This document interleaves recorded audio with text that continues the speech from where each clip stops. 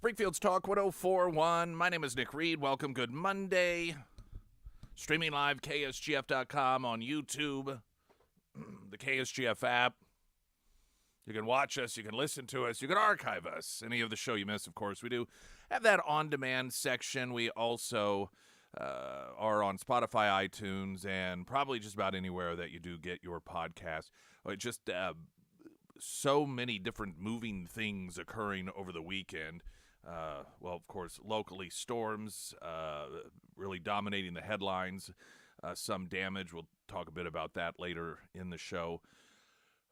Then when it comes to just things going on with the Trump administration, the deportation of gang members, a judge trying to stop it, the too late, so sad response from the Trump administration, and then the fallout of Chuck Schumer surrendering to Republicans, something that Democrats are not accustomed to. It's a little amusing to watch this reaction, and Democrats beside themselves that Chuck Schumer would allow Republicans under the threat of blaming Democrats for shutting down the government. Chuck Schumer cowering because of that. And when you listen to the Democrats complain about this, it's sort of, hey, welcome to the world of being a Republican voter just this is what Republicans have been doing for as long as I can remember.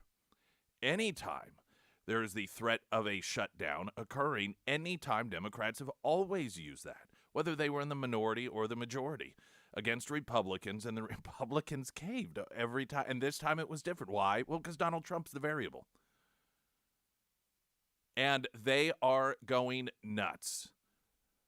There is talk, and we'll play much of the audio from Democrats, particularly the younger, crazy Democrats. This is the real problem this party has. The only relatively sane Democrats that exist are relative, understand. The Chuck Schumers and the Nancy Pelosi's. Now, I know you're saying, well, they're crazy too, but when you put them up against the Crockett's, the Ocasio-Cortez, any of the Sob Squad, these younger Democrats, the younger generation, Chuck Schumer and Nancy Pelosi look normal. They look like level-headed individuals, and this younger crew is openly now talking about having Ocasio-Cortez primary Chuck Schumer. Now, that's 4 years away. But there is a real battle going on, and on one hand, you can look at it, and I don't know how the old guard is going to stay in power. One, because they're dying off. The Chuck Schumers, the Nancy Pelosi's, the only, and he's not, how old is Fetterman? Fetterman is like the only newer Democrat that is normal. Now, he's not young. Was he in his 50s, maybe? He's 55. All right, 55. So he's young compared to Chuck Schumer and Nancy Pelosi, but he's old compared to, I imagine, Crockett. I don't know how old she is, but Ocasio-Cortez, she's relatively young. He's sort of in that middle area. But in terms of new Democrats on the national stage, he really is one of the only normal new ones that have emerged. And, he can be reasonable. Sure, he's still a left-winger, but he's just not unhinged and off the rails. And so the point being here is that the quote normal Democrats, they're old and they're dying off. And the only voices that get heard by the future Democrat Party, the younger folks, are the really loud, crazy ones. The media has no interest in listening to what may be some relatively young, moderate Democrat out there, if they even exist. They're only interested in those that are going to talk about the end of democracy and Donald Trump is Hitler, and that's the very thing that has proven to be very destructive for the Democrat Party, who, according to new polling, is even less popular today than they were when Trump won the election back in November. They are headed in the wrong direction. Now, there's two ways to look at this. One way is good. They continue to destroy themselves. The problem, however, is when you have a two-party system,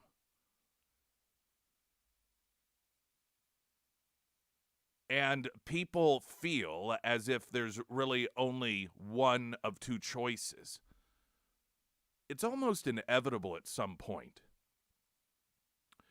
that people, if anything, just they could get bored. Things could be going swimmingly well, but people just, they start to get used to it, accustomed to it, and they get bored and they want something new. Well, if you only have one other option, if the Republicans hold on to power for a significant amount of time and then the absolute crazies take over the Democrat Party, as insane as they are, and how right now most Americans look at them and go, they're crazy. Certainly don't like them at all. But what about 10 years from now, 20 years from now? We don't know what the Republican Party will look like. And perhaps it goes back to its lukewarm ways. It becomes uninspiring. We just don't know what that future looks like. And then you could end up with the Democrat Party run by full-blown, unapologetic totalitarians. I mean, they are right now. The censorship, the demand of total and complete compliance, complete lack of diversity in thoughts and ideas. But their approach to it is relatively soft now. Can you imagine these people are in charge of the party? And if they get in charge of the government?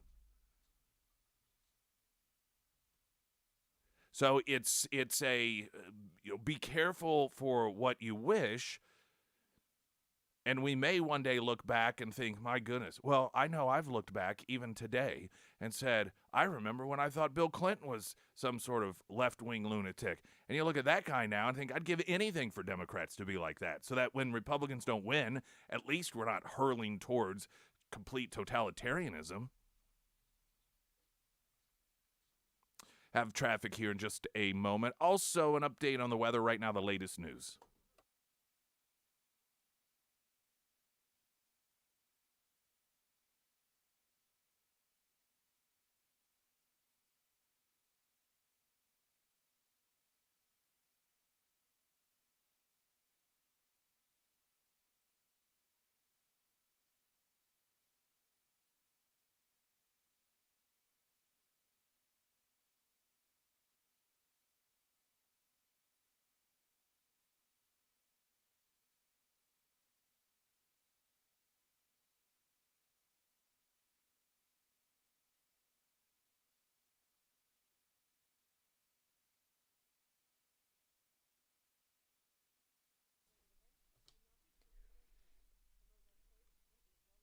And the first alert forecast from Ozarks First meteorologist Tom Schmidt, sponsored by St. Clair the Ozarks Home Improvements. A red flag warning remains in effect for the entire listening area until 8 p.m. tonight. Today we'll see sunny skies with a high near 73. Tonight mostly clear with a low around 55. For your Tuesday, partly sunny and breezy with a high near 79. And looking ahead to Wednesday, we'll see mostly sunny skies and it'll be a breezy one with a high near 64.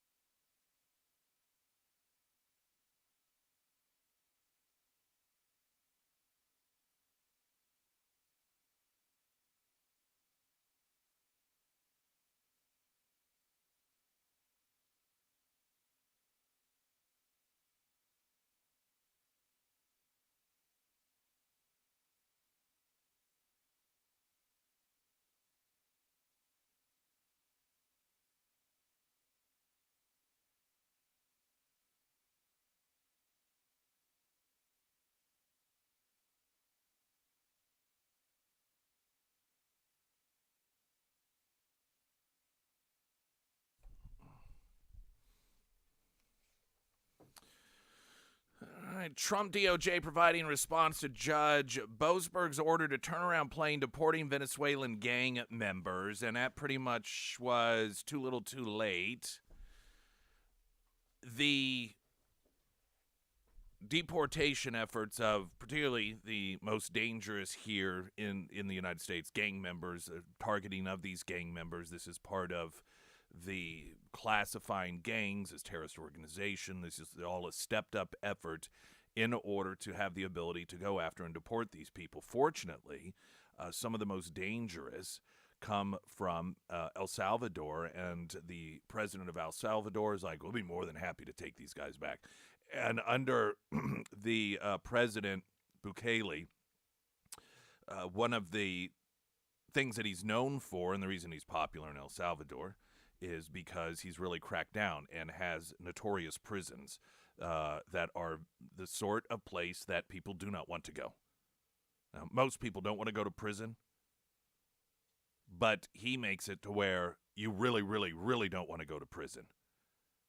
And I think he almost takes pride in the fact that this is something that is housed in El Salvador. So he's like, yeah, send him on back. We'll put him here. An Obama appointee judge granted a temporary restraining order to stop the administration from deporting these Venezuelan nationals under the Alien Enemies Act. Far-left groups such as the ACLU and Democracy Forward rushed to a D.C. court in a desperate bid to shield these dangerous gang members from deportation. Which, can we just talk about priorities for a moment? I mean, you really got to ask the question, why? This is what they spend their time. These are the people they spend their time defending? Brutal rapists and murderers, drug traffickers, gang members that aren't even American citizens. And they run to the courts to find, in this case, an Obama-appointed judge to say, no, we have to keep them here in the United States. Why? When the order either came down and or was received, the plane was over international waters, so the Trump administration noted, hey, there's no jurisdiction at this point. This is done in over. These individuals are not within the jurisdiction of the United States of America, and so too bad, so sad. When the president of El Salvador got wind of the judge's order, he tweeted, oopsie, too late, with a screenshot of the New York Post with a headline that reads, Fed judge orders deportation flights carrying alleged Venezuelan gangbangers to return to U.S. after Trump invokes Alien Enemies Act. Bukele also posted video of the first 238 members of Tren de Aragua arriving in El Salvador, where they will be locked up at the prison system there for the foreseeable future.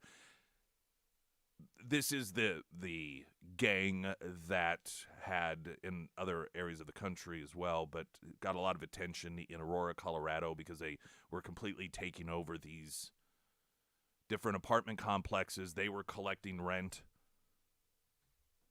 They were essentially, they were in complete and utter control, and it was in the run-up to the election, so Democrats ran around saying these are just a figment of the imagination.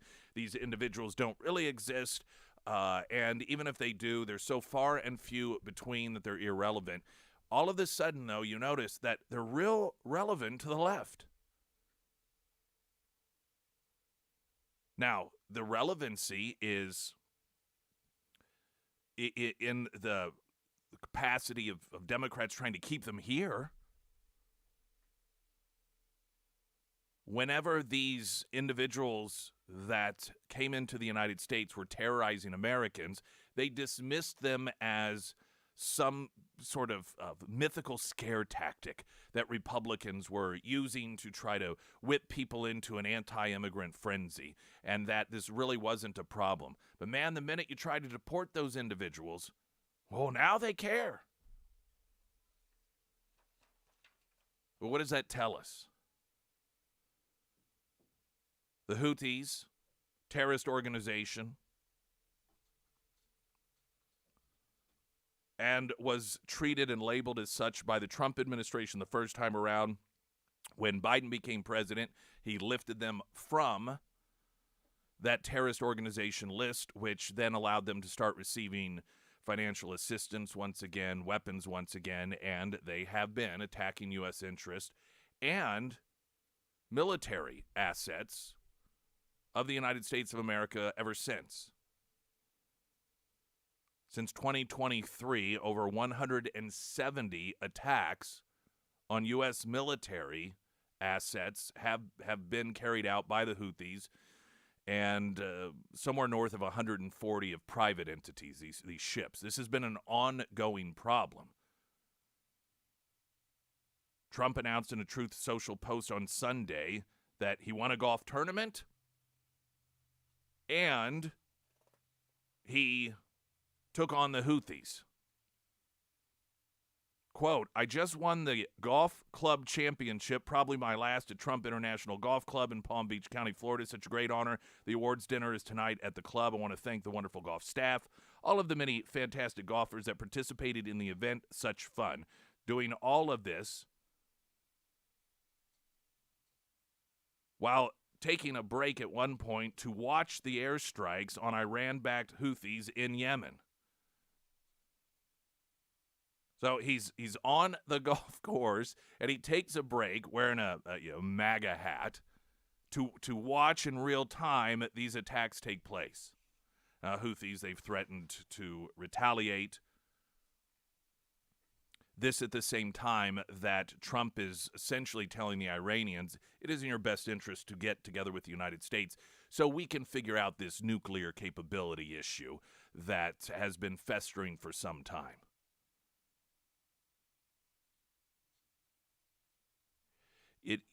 Trump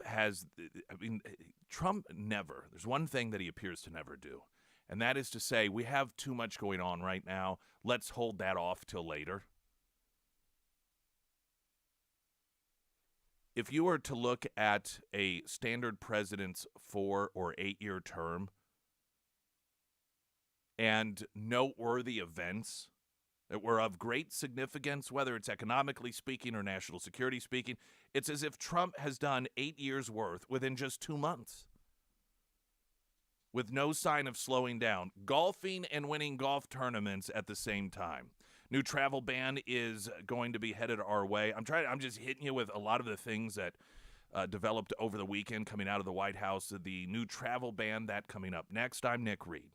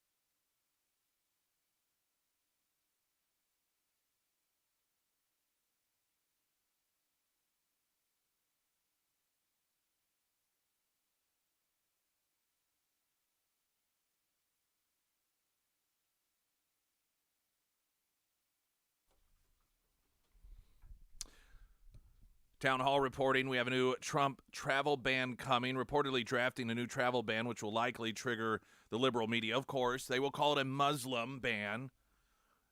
This is what was done before. This was one of the real first pushbacks in Trump's very first administration, and it occurred because the handover from Obama to Trump, and one of the things national security-wise the Obama administration did was hand off a list of countries that we had no way of verifying any sort, for security purposes, the backgrounds of people that were coming from those countries. There was no system in place. And some of them were Muslim countries, not all of them. So the Trump administration, I think it was a 90-day, they put a 90-day pause on allowing people from those countries. It may have even been 30 days, I forget. But it was a temporary pause on individuals coming into the United States from those countries until we could figure out what, is there a way we can do background checks on these individuals? If not, what does that look like? Should we just ban altogether? And the media and the Democrats falsely claimed that it was a ban on Muslims coming into the United States, despite the fact that the vast majority of countries that still were allowed to have people come into the United States were Muslim countries. And so I suspect we're going to hear the same thing this time around, because there are a lot of individuals, or a lot of these countries are Muslim majority countries, but not all of them. A draft list of recommendations developed by diplomatic and security officials suggests a red list of 11 countries whose citizens would be flatly barred from entering the United States: Afghanistan, Cuba, Iran, Libya, North Korea, Somalia, Sudan, Syria, Venezuela, and Yemen. So again, it's a mixture. But that will not stop the left from falsely claiming it's a ban on all Muslims from coming into the United States of America. Let's not forget that during the Biden administration, Biden restricted 8 countries or people from 8 different countries coming into this country because of one of the COVID variants. And every one of those countries was an African country. Every one of them. AKA, every one of them were countries inhabited by black people. So if the Trump administration having a travel ban to the United States that included people from Muslim countries, but didn't ban all people from Muslim countries, but included it, and that was considered a Muslim ban, then when the Biden administration bans people from countries in which every one of them is inhabited by black people, then I guess that more than fairly would have been considered a ban on black people coming into the United States. Of course, that's not the way it was presented. Trump is going to be speaking with Putin tomorrow in order to try to move things closer to the signing of a peace deal table between Putin and Zelensky. The media and the Democrats will do everything they can to sabotage this, because the last thing they want is for this to stop. They would rather continue to see thousands of human beings killed every single day. They would rather that occur than Trump be seen as somebody who successfully navigated through and crafted a peace deal that ended what otherwise was an endless war.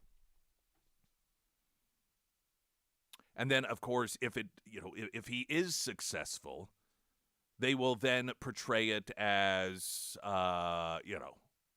Trump working on behalf of Putin. And this was a big win for Putin. And what a horrific shame it is on the United States. But let's not forget, Trump's signature is not something that is going to be on the agreement. It is going to be Zelensky's and Putin's. They are the ones who have to agree. Springfield's Talk 104.1, I'm Nick Reed.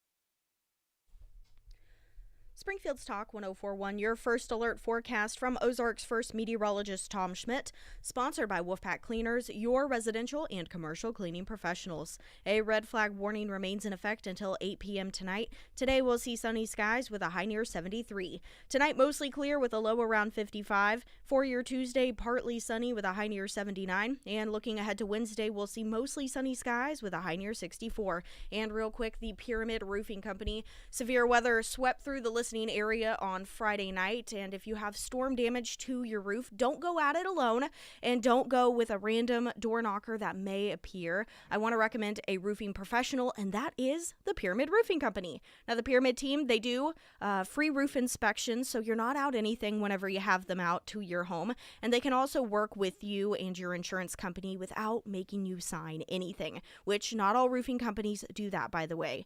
The Pyramid team, they really do get it that, the roofing process, it can be a stressful one, especially with severe weather when it rolls through. So they really do want to make that process as simple and as easy as possible for you. So if you do have damage from those severe weather that rolled through, highly recommend Josh and his team. You can schedule that free roof inspection today, and you can find all of the contact information for the Pyramid Roofing Company under the Sarah's Endorsements tab at KSGF.com. Chuck Schumer is just facing an onslaught of anger from Democrats, and this is over the 24-hour switcheroo from Chuck Schumer saying, "We are not going to give up, and we will not give in to Republicans and this continuing resolution stuff," and then 24 hours later being like, just kidding, and then taking the position that by promoting or being responsible for a shutdown, then that would give Trump even more power. I don't know whether or not this is, I don't suspect it's part of the reason, but there's also the reality here that Chuck Schumer knows that for years now, they have been using a shutdown in order to, or the threat of a shutdown, and at times a shutdown, to demonize Republicans, because shutdowns are the worst thing ever. Well, you remember this. Oh, the news reports, if there was a looming shutdown, and what do they immediately do? They go find some government employee who's got mouths to feed, who apparently has no savings whatsoever, and they are freaking out. They don't know what they're going to do if their paycheck isn't there. Oh, my goodness gracious. We get all those stories. Any time there is something that the media doesn't like, they run and they find some person that they can hold up as the poster child victim of said move, and that shutdown situation is no different. We're constantly with, oh my gosh, the horrible things are going to happen. Well, now look who's shutting down the government, or who was going to shut down the government. And whenever Chuck Schumer didn't allow Democrats to shut down the government, he is demonized for it. Kristen Welker on NBC had Democrat Connecticut Senator Chris Murphy on, and Chris Murphy is one of the individuals, like every other Democrat, who used to claim government shutdowns were horrible. She asked him about this. You have spoken forcefully in the past, actually, against shutting down the government. I want to play a little bit of that sound for you. Take a look. Uh-oh. This is just no time to be playing around with people's lives. We need to start acting like adults. We need to start doing the job that we were sent here to do because our nation's security is at stake. It's hard to explain the ramifications of a shutdown, but they're enormous.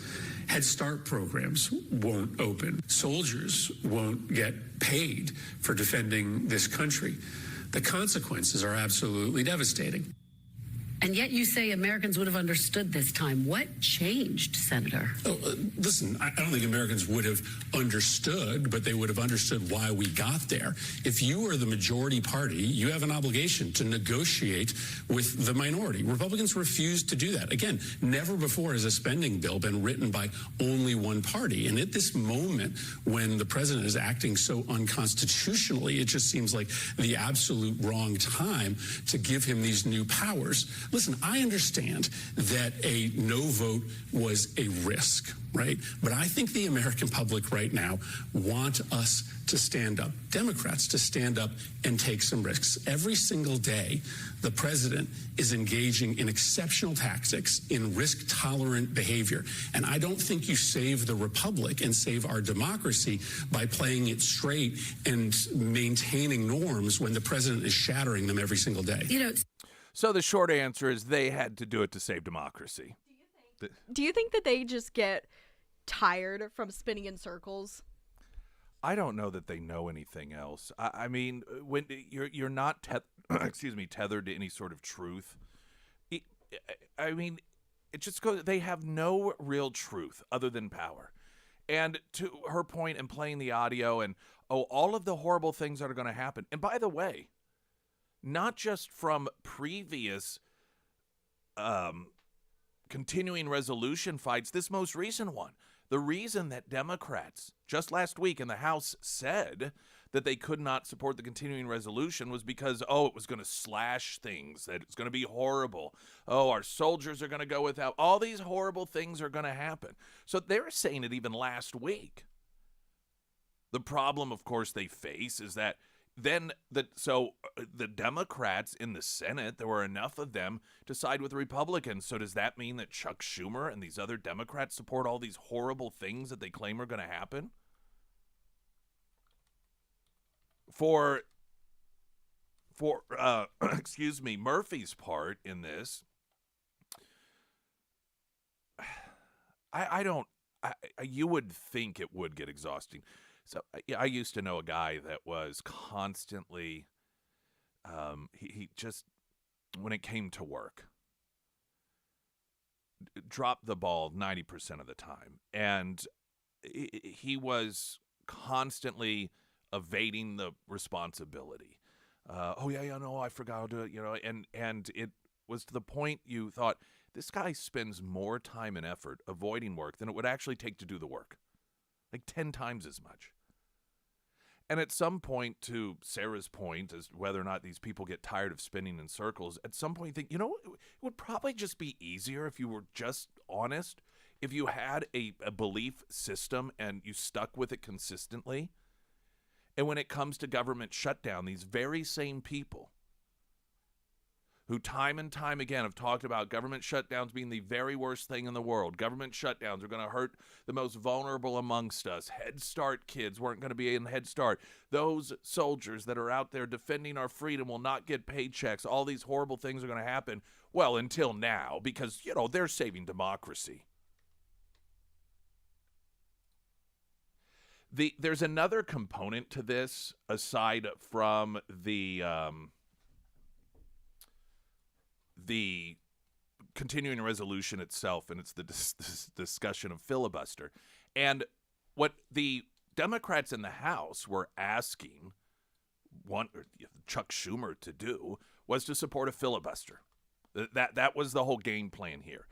Support a filibuster to prevent the continuing resolution from going forward. So what you've done is doubled the hypocrisy here, because you have this attempt to block government from continuing to function, but utilizing the filibuster to do it. The filibuster, something that just, a year ago, when Democrats were talking about the need to get rid of it. Why? Because it was something that was put in place as part of Jim Crow. It was birthed out of racism. This was a talking point of the Democrats to try and diminish the credibility of the filibuster and how it's something that's so old and antiquated, and that it's only used for racist purposes. Well, now here last week they were demanding it be used. Scott Jennings on CNN sarcastically but effectively made that very point. All right, that's to the Republicans at the table. What do you see as the dynamic going on here? Is it generational? Why are Jeffries and Schumer on such different pages? Well, because first of all, I just want to say I'm grateful for Chuck Schumer today. He helped defeat a racist Jim Crow filibuster in the Senate, and to stand up against the racist Jim Crow filibuster tactics was a moment of pure courage, and I just think he should be lauded by anybody in any party for that. That's number one. Number two. It's a deep cut. Let me just explain for people at home. I'm just saying. When there was a Democratic push against the filibuster, people in the Democratic Party were saying it was a racist era, Jim Crow era.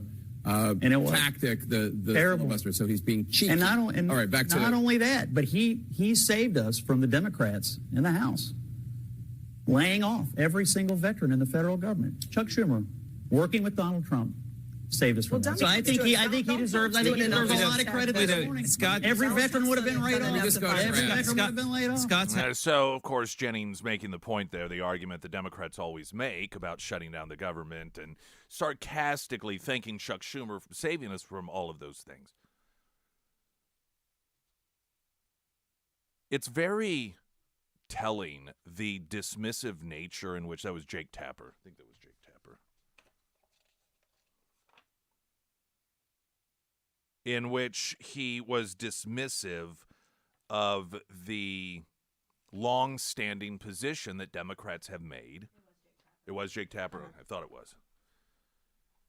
As Jennings is playing off of the characterization that Democrats have used in recent history of the filibuster being Jim Crow and racist, and then Jake Tapper's like, all right, yeah, just for people, the deep cut here, you probably don't know, but oh, yeah, people who were once upon a time, back before Republicans got control, and so they would claim that, and just dismiss it as if it's not really that relevant. This wasn't some offhand comment that was made once by some nobody Democrat staffer. This was the narrative that the media helped carry, that the Jake Tappers of the world helped carry with the Democrats. That was their entire argument in favor of eliminating the filibuster. It wasn't a deep cut. That was their primary push. Every time the subject matter came up, Jim Crow, racist, and this moral superiority that they would project, that they were doing this because of something so right. Do you see how little they actually care about anything? Now when it's pointed out, now wait a minute here. You all were all in and convincing Americans, or attempting to, that the filibuster was something that only Republicans supported because Republicans are racist and historically racist and Jim Crow and so forth. And now you're just dismissive of that. You're like, oh, well, in case you're just catching up, this is kind of a deep cut here.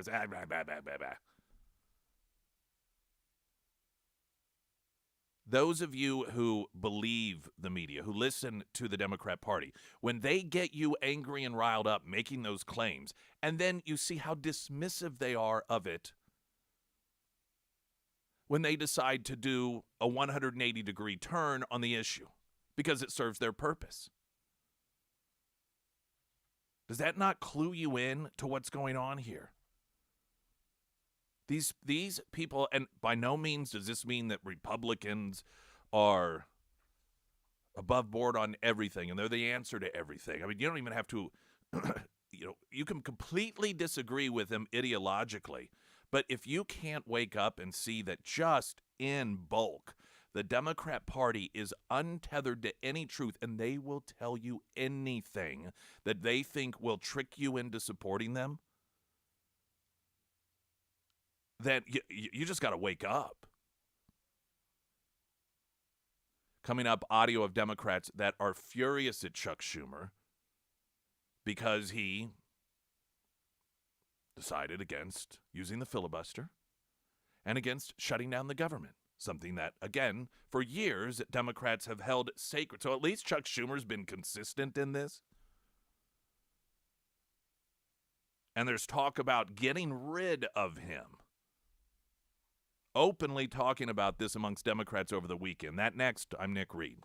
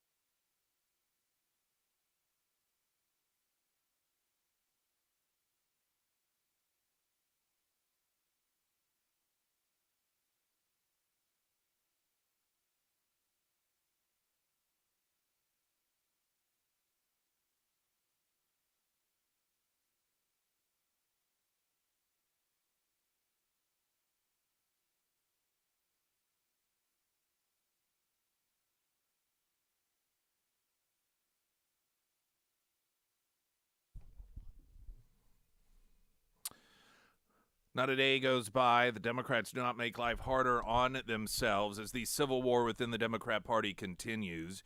You have the old guard, as true to the definition as possible, not just those who have been controlling the party for a very long time, but just old.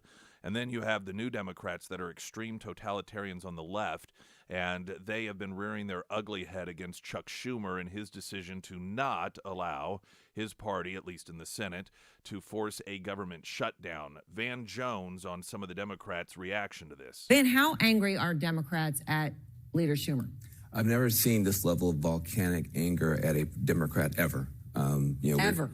Wow. Wow. We could be grumpy. We can be frustrated with each other. There is a volcanic eruption of outrage at Leader Schumer because we want a Mitch McConnell. I remember when Obama had all the cards. Mitch McConnell drove Obama nuts, twisted his pinky, broke his kneecaps, and got stuff done for Republicans when they shouldn't have gotten an inch. They got miles.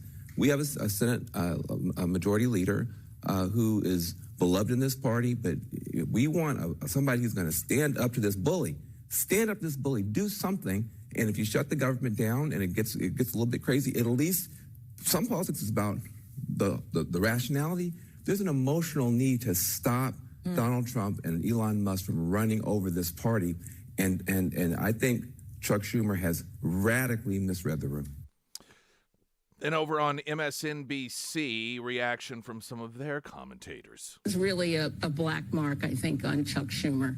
You cannot signal on Wednesday that you want to fight, and then on Thursday you cave. And so now Republicans know that all they have to do is play Democrats, and it'll work. $1 billion cut from Washington, D.C. I'm a D.C. resident, and I'm pissed. Yep. Okay, so, there's actually little that the Senate minority leader can say and the 10 Democrats that voted with the Republicans can say to appease somebody like me. I'm about to change my registration to independent, first and foremost.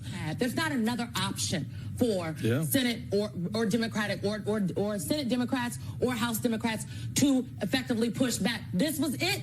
They blew it. The Democratic Tea Party was born the same day that Chuck Schumer took to that podium to read that very well-crafted statement that told us he folded like a paper napkin. Well, and that's why you have members of the Democratic caucus privately encouraging Alexandria Ocasio-Cortez to primary Schumer. Anyone can primary him. Good Lord, this is how bad it's gotten. They're talking openly about having Ocasio-Cortez primary Chuck Schumer. I can all but guarantee you that part of the formula Chuck Schumer utilized was some sort of polling as to who would receive the blame for a shutdown. The rock and a hard place situation that Chuck Schumer is in is the recognition that on one hand, he's going to have these nut jobs within the party pitching the fit that they are currently pitching. But on the other hand, what would be the point? What is the end game in shutting down the government? He recognizes, he may hate Trump, but he recognizes that Trump isn't messing around. And he's smart enough to know that when it comes to playing chicken, if you want to look at it that way, that Trump is not going to budge. Trump will not budge. And the combination of recognizing that the Republican Party in Congress, with Trump essentially directing them, and the fact that I can all but guarantee you polling shows that most Americans would blame the Democrats for a shutdown, he recognized that that was not in any way, shape, or form. There was no outcome that would benefit them, and I suspect he realized what the inevitability would be is that they would end up allowing the government to reopen anyhow. The only difference is that Democrats would have then been responsible in the eyes of the American people for this government shutdown. So either which way, Schumer predicted that this continuing resolution would go into effect. It was just a matter of, do we just let it happen now, or do we further do damage to ourselves in the eyes of the American people before it gets done? And he chose the former of the two. But, of course, the nut jobs within the party don't have the... And I suspect that this information was probably shared with them, that they were told this, but they are emotionally unhinged, which means they are incapable of going, yeah, wait a minute, that won't work in our favor. These are emotionally driven people who have no control over themselves when it comes to these decisions. And we're watching that reality play out. Springfield's Talk 104.1, I'm Nick Reed.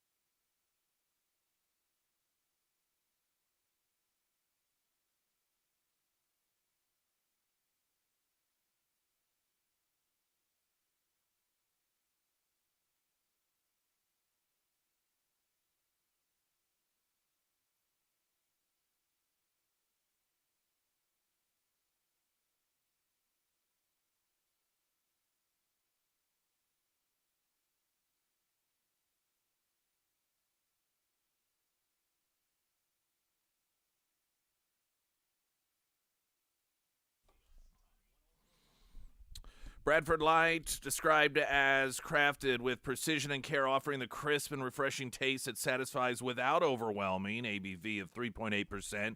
And then the more tropical Pineapple Life Coach, transporting yourself to the tropical paradise with Pineapple Life Coach, infused with the exotic essence of ripe pineapples. Delish.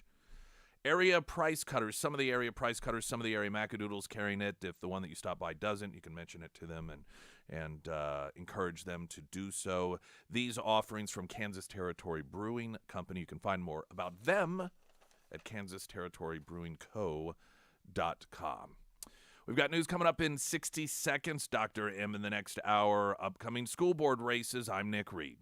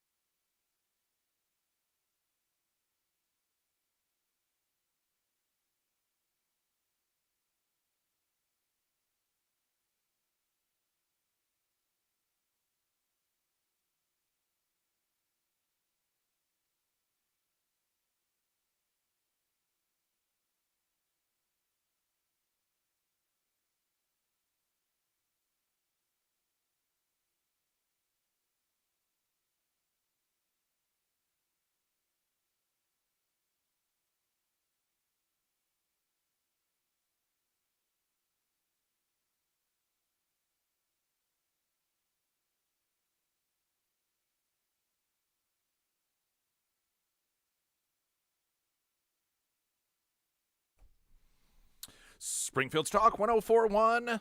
Hello, everyone. Welcome to the show. My name is Nick Reed. Now, I know it's Monday, so we've got the whole week ahead of us, but we will, as always, be broadcasting live Friday from Scramblers. And that is sponsored by Shirley's Heating and Air, so a big thank you to them for making it possible for us to be out there, along with Scramblers. Good people, good folks. And we always love being out there on Fridays. We do, coming up next week, I think it's next week, we're going to kick off our little bracket deal thing. You know, it's March, and this is the time of the year that you have these, it's a promotional go-to.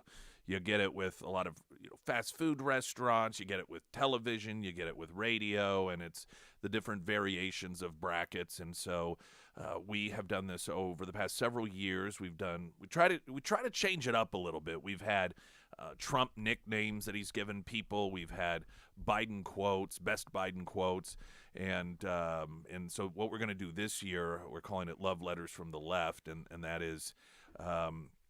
Some of the messages that we receive from people on the left, whether it is postings on social media or it is messages that come in through the Pyramid Roofing Company talk and text line. And I hope that you enjoy it. We laugh hysterically when these things come in, don't we? Yeah, and a lot of our coworkers, they think that this is a pretty fun little...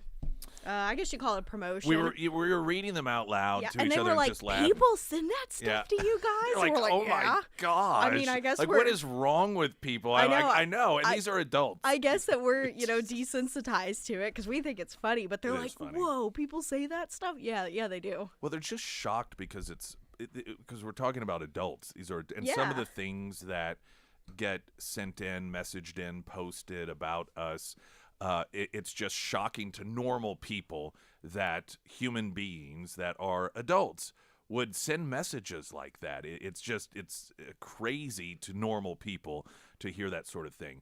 So we're going to start that next week, right? And yes, I believe so. Yeah. Oh, and I'm going to be on vacation too. Oh, I know. Yeah.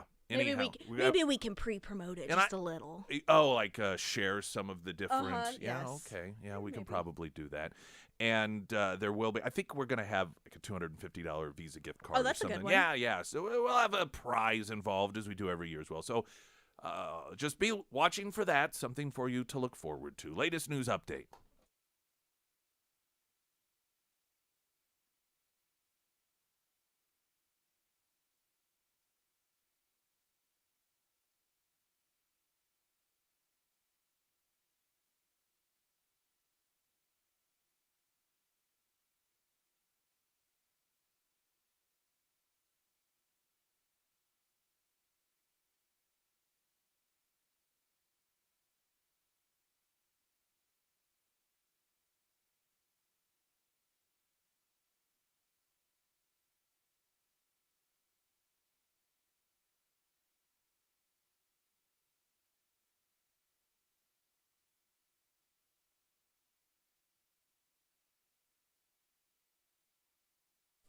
And the first alert forecast from Ozarks First meteorologist Tom Schmidt, sponsored by St. Clair the Ozarks Home Improvements. A red flag warning remains in effect for the entire KSGF listening area until 8 p.m. tonight. Today we'll see sunny skies throughout the day with a high near 73. Tonight mostly clear with a low around 55. For your Tuesday, partly sunny and breezy with a high near 79. And looking ahead to Wednesday, we'll see mostly sunny skies and it'll be another breezy one with a high near 64.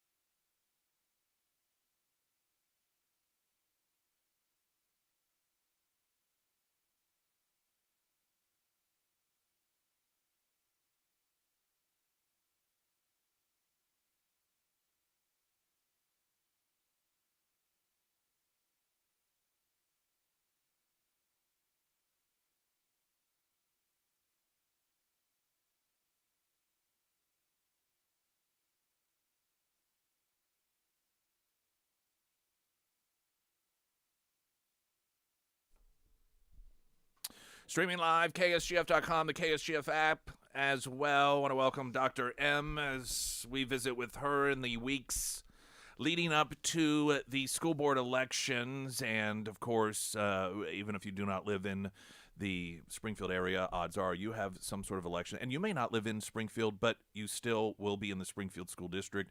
We really try to stress that point because a lot of people, understandably, believe that whatever city they are in, that by default means that is the school district that they vote in, and that's not always the case. You can either call your county clerk or just look at that wonderful, exciting property tax statement that you get at the end of the year, and it will note which district you are voting in. And if anybody's missed any of our past episodes, we have them different days of the week and different times so that different people can catch them, but they're always there in podcast form. People can go back and listen to those.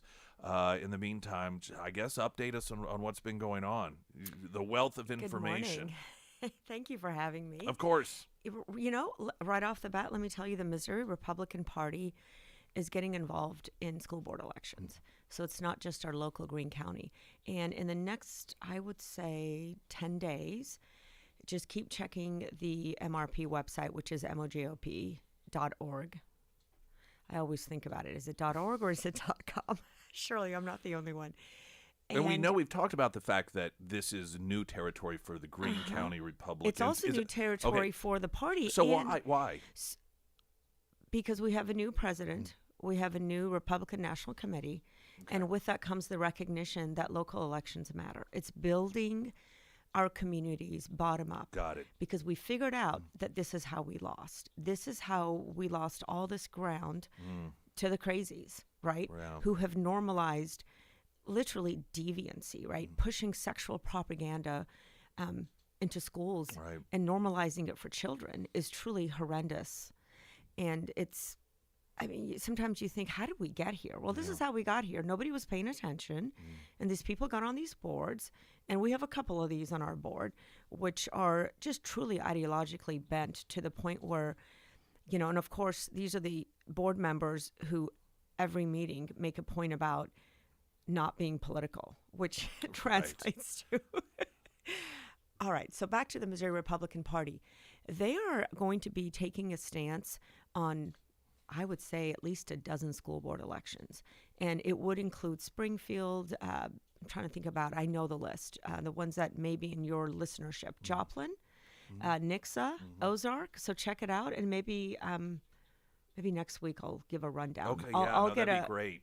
I'll get a hold of that list and we'll let everybody know. And so, because they know others in those areas. Okay, so I had a chance to visit with Greene County Republican Central Committee because I'm not a member of the committee. But I do, you know, communicate with them. And you had asked me, well, where did this endorsement come from? Like, how did they come about? You know, I wasn't at the meeting where they voted. And so I'm here to tell you where it came from. So it really goes back to the United Springfield PAC. Remember that PAC? Oh, yes. Right. So this is the PAC. We all need to get along. Yeah, ladies and gentlemen, this is the Unity PAC. And this Unity PAC is bipartisan. And pretty much every other sentence out of there that they speak is how bipartisan they are. There's nothing about, you know, progress within the community and student achievement. It's about, we're bipartisan unity. Well, I don't think the Greene County Republicans appreciated their name being stolen, right?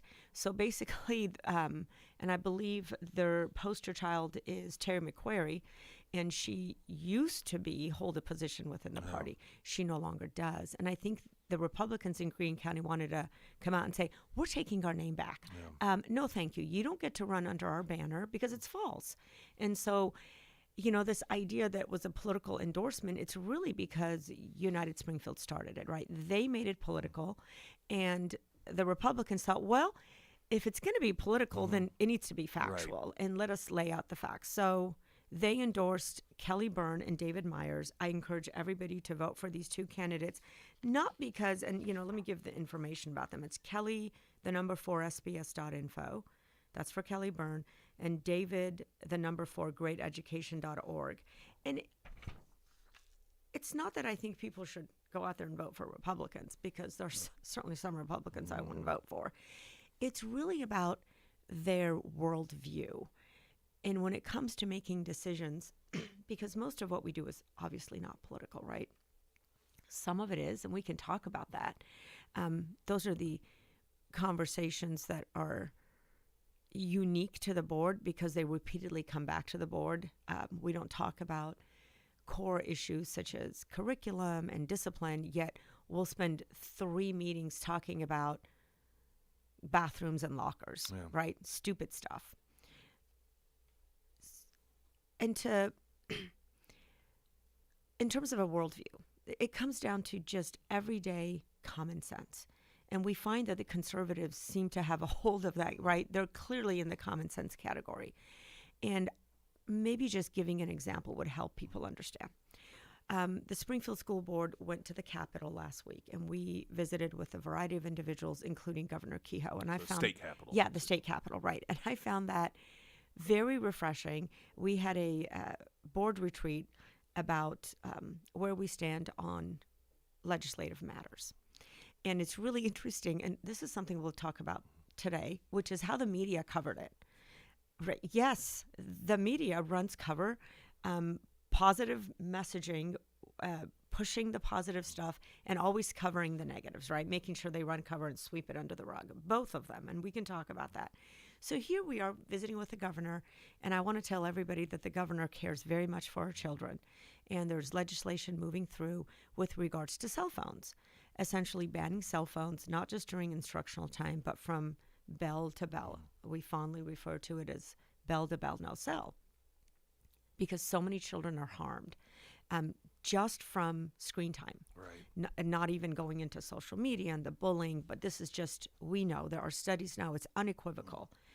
The more time you're on your phones, the less you learn, but it's really harmful in terms of negative emotions, anxiety, depression. You take the cell phones away, discipline goes down, student achievement goes up. I mean, this is just, it's done, okay? So here we are talking with the governor. I mean, I don't say a word. I just let people talk for themselves. And my colleagues were explaining why that's a terrible idea and their positions on why we should allow children to have cell phones. And let me enumerate those. I'll give you the top 3. Mrs. Bruno made a couple of points. I mean, they're good points. I don't agree with them, but you should hear it. So one of them was the situation in Uvalde. If you recall, it was an elementary school. One of the teachers had been shot and, had been killed. And so a student, an elementary student, was calling or texting, I don't recall the details, basically saying, hey, this is what's happened. We're in this room. Our teacher's been shot. Okay, so that's awful. But to hold that possibility that this could potentially happen as hostage, right? That this theoretically, like nobody should get in their car because you could get into a car accident, right? Or a plane. To hold that hostage, that idea that this could happen, but what we do know is happening, which is 24,000 students being harmed on a daily basis, right? Or hundreds of thousands of students across the state suffering anxiety and emotional trauma. I mean serious. This is bullying and suicide, and it's just terrible. To make that comparison really tells you something, right? The other reason she gave that I thought was fascinating, and it tells you about their worldview, is she said, well, we know we have students, and these are educators, right? Retired educators. So these are the people we trust to know what's best for the children. Right. And then they talk, and you're thinking, oh my God, this is literally what they're thinking. So she led with, well, we have a lot of students that are introverted and shy. And this was in response to the governor who said, I really look forward to students being able to talk at lunchtime together and developing social skills. Because the man, he cares about kids, but he also cares about workforce development, right? Because we need people to go get jobs and be able to talk to their colleagues, right? And to their bosses and all that. She said, well, we know that there are students who are very shy and introverted, and before they would feel really awkward in the lunchroom, but now they have a phone, and so they can be on their phone and they don't feel quite as awkward. They feel better. Talk about making the problem worse. Yeah, and I'm thinking, That's like saying kids who can't read should just watch TV because they can't read will make them feel better, right? Yeah. And then she goes on to say, you should know, Governor, that when the phones came into the buildings, because, she is a, 2-3 decade principal of high schools, that the entire temperature, the noise level in the cafeterias, in her words, to quote her, the temperature in the building went down with phones. And it just, so we're just saying out loud, the phones are babysitting the kids. Right, exactly. I mean, just it makes it easier to handle them. right. And then yeah. So that was very, I thought, wow. I think it's telling. Yeah, very telling. And then Dr. Thomas Tate, she had a couple reasons. And she said, well, we really need to have those phones because we have students who, are taking care of their family members, younger siblings, and they have jobs, right? We have students, and I think that's really rich. I had a full-time job in high school. I did too. So did you? No, Okay. it wasn't full. I don't think it was. I don't remember if it was full, but I had a job. Yeah. We somehow we managed. Somehow we managed. You would think that cell phones have existed since public education. So she was advocating, this is probably not the best policy because we have kids who have jobs and they're not going to be able to communicate with their employers. And I thought, well, and then the governor very calmly, and he's, very, very political, right? He's right. He knows what he's doing. Very gracious with everyone, of course. He says, oh, well, that's right. That's interesting. I used to have a job when I was in high school. Anywho, so that's where I think your worldview does matter and how. So here's, okay. So, do you know what I think? And I just want to get your thoughts on this. I think that people on the left have just, their entire basis for their belief system is the opposite of what they feel their political opposition feels. And they figure out ways to rationalize it. And so because they see this as something that is a conservative issue, that the people who show up at school boards and talk about this stuff are these parents that are right-wingers. And so they take the opposite position. And then they just try to figure out reasons to rationalize it. And that's why the reason seems so sad. Agree, except, so, yes, I think they're taking this opposite position because the conservative board members want this. Well, sure, same principle. Because out in the real world, New York and Los Angeles, the liberals are actually way out in the front in front that of is this, right? true. So that's true. I think their position is, wait a minute, if these board members want it, we have to be opposite. It's kind of like if, why don't they just unify with you? That's what's, and yes, and also it's because they, I think that, and there was an article written about this, and we can talk about this later this hour, which is they will do whatever the superintendent wants. And the superintendent is not in favor of this, not because it's bad for children, because I don't believe that she necessarily agrees with these reasonings.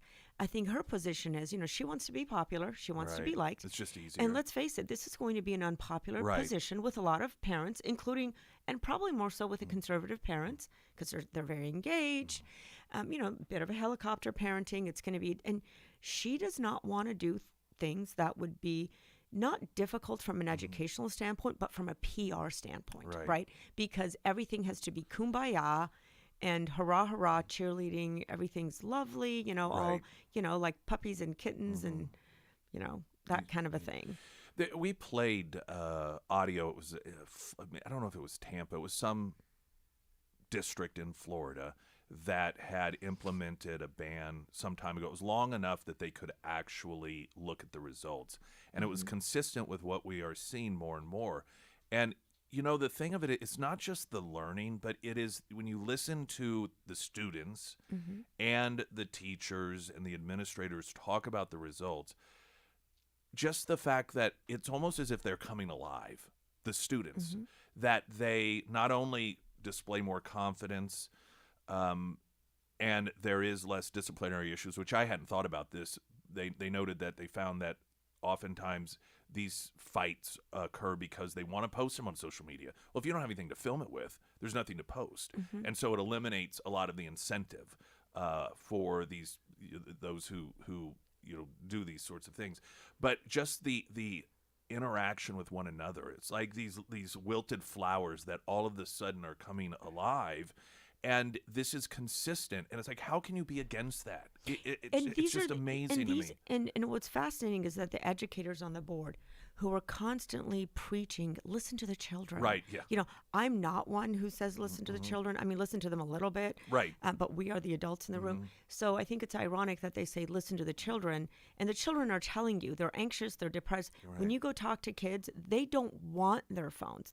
There's almost this sense of relief when they don't have to keep up with the social media and that perfect front. Right.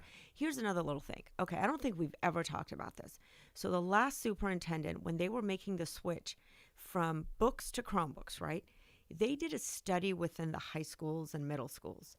And and I know this because the principals that have left, and they were there at the time, are very, just tell you this is what happened. So they did a study. They wouldn't ask the students, do you guys want your textbooks to all be on Chromebooks? How do you feel about that? And what's so egregious is those results were then manipulated when they were shared with the board and the district. And there are principals who just say, we were horrified because we were in the room, we tallied those numbers, and then the superintendent, John Jungman, completely went out there and lied. Do you know which group? So let's say middle school and high school. One group wanted the computers, and one group said, no, we don't want the computers. We actually think we'll learn better. Okay. We like our books. You want to take a gander as to which one? Gosh, I don't know. Well, think about it. Let's pretend like you're a middle schooler and a high schooler. Who would have the cognitive ability to recognize, okay. I mean, I would think like middle school, the idea of having something new and shiny and electronic would be, oh yeah, I want that because, and it makes you feel older a little bit because you get this device, a sense of ownership or They're something. middle schoolers. Okay. I mean, who trusts a middle schooler to do anything? Right. Nobody, right? And the high schoolers overwhelmingly did not want to learn on Interesting. computers. Right. But then they used the data from the middle schoolers to present and lead with, this is what the children want. Not that we should, again, listen to what the children want. So, yeah, this is how these people think. It's very dangerous. And Kelly Byrne has worked really hard for 2 years to carve a path alongside me for healthier screen times, and specifically on cell phones. Talking with Dr. M, going to take a break. Got traffic as well. Update on the weather. The Pyramid Roofing Company talk and text line 447 KSGF. I'm Nick Reed.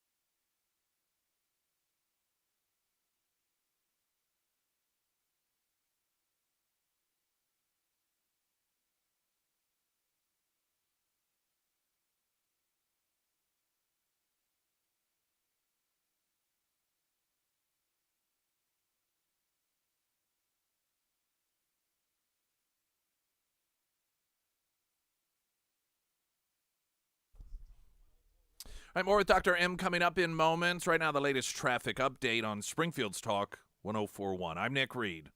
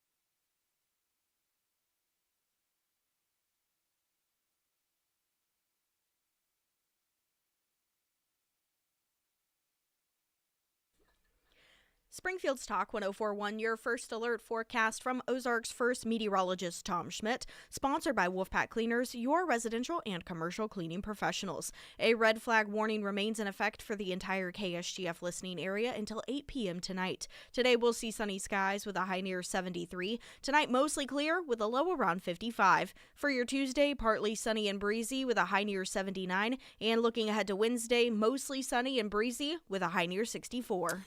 Continuing on with Dr. M this morning. All right. Where to next? Where to next? Well, let me tell you a cutesy.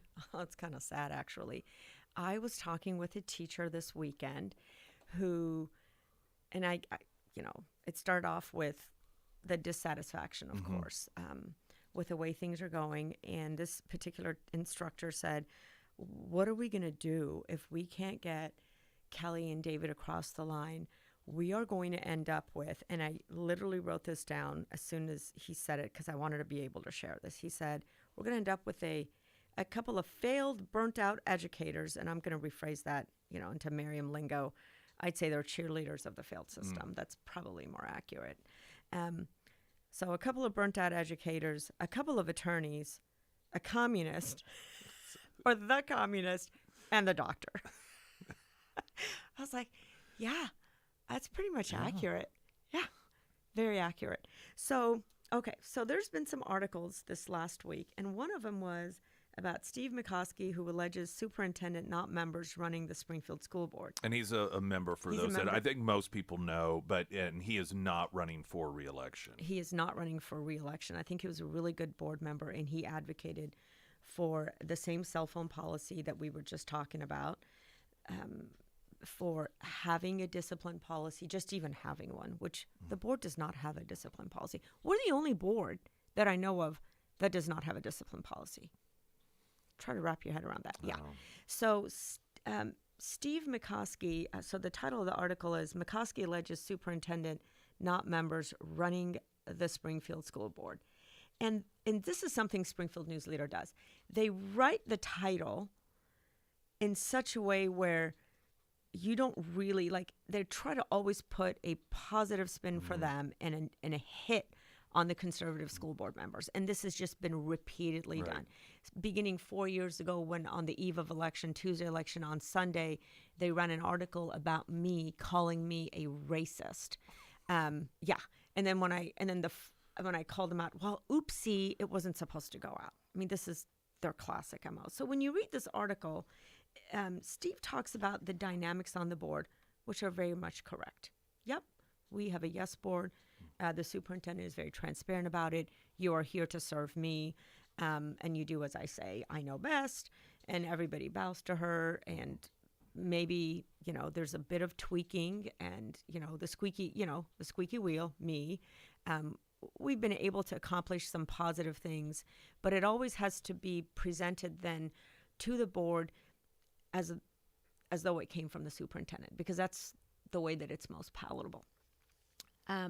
So I reached out to Steve and I said, hey, what's up with this article? And he says, well, it wasn't really supposed to be an article.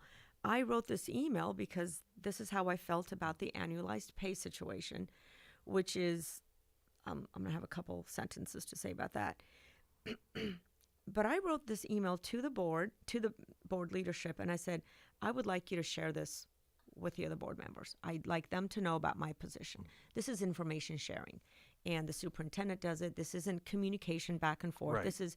I just want them to know this is information.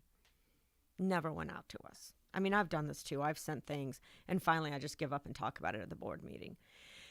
And I said, oh. And he said, yeah. So then I wrote an opinion piece to go into the newspaper, and I guess that got rejected.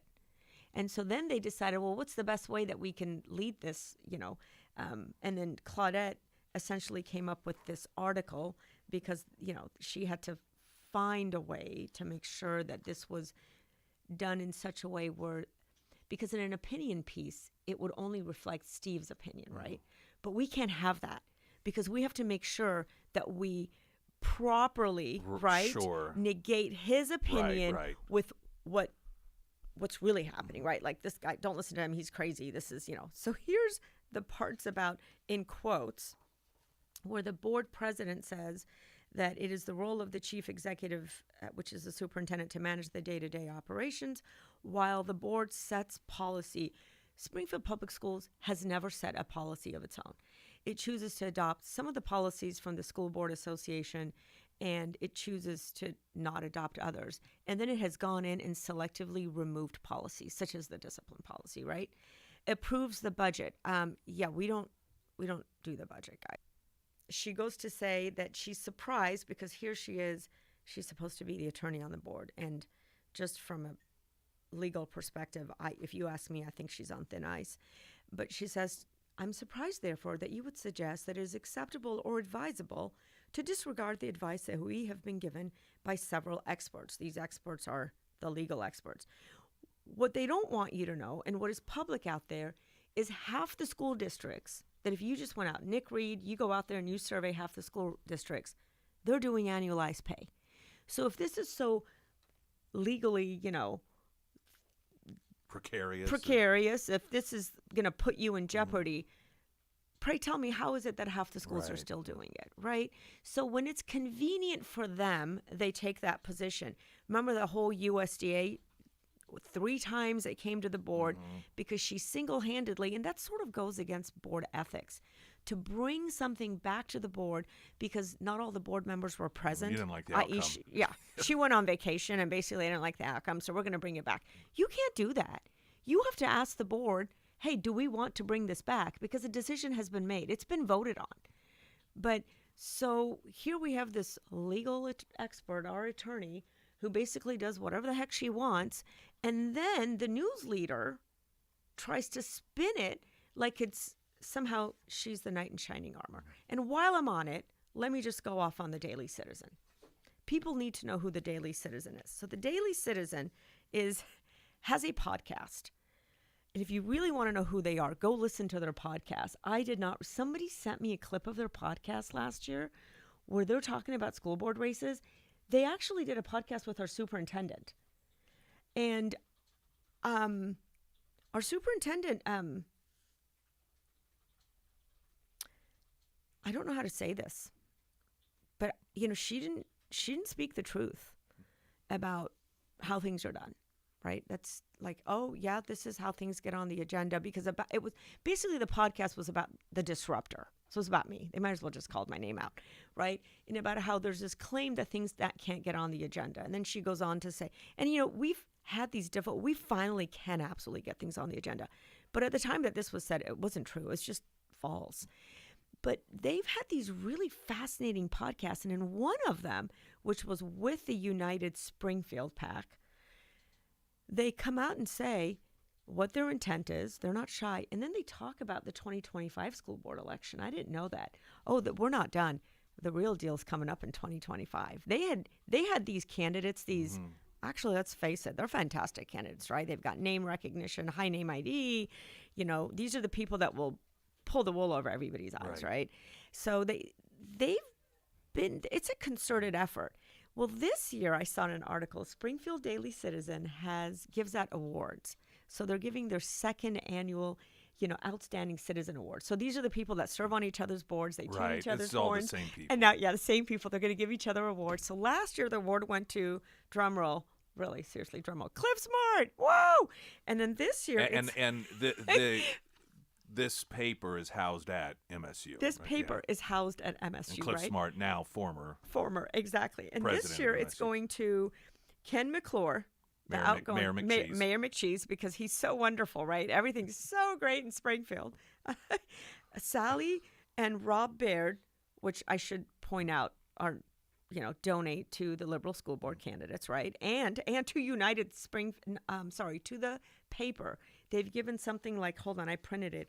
This paper that gives giving more them an award? Yes, so they have given, they're in the chairman's circle. So these are people who've given more than $25,000. Cost a lot to be a citizen, and upstanding citizen. Yes, so now it's their turn, and every single person who's given money, like $25,000, $10,000, $5,000 or more, incidentally are also people that are funding Sarah Huff and Gail Smart. I'm telling you, it's all their little club.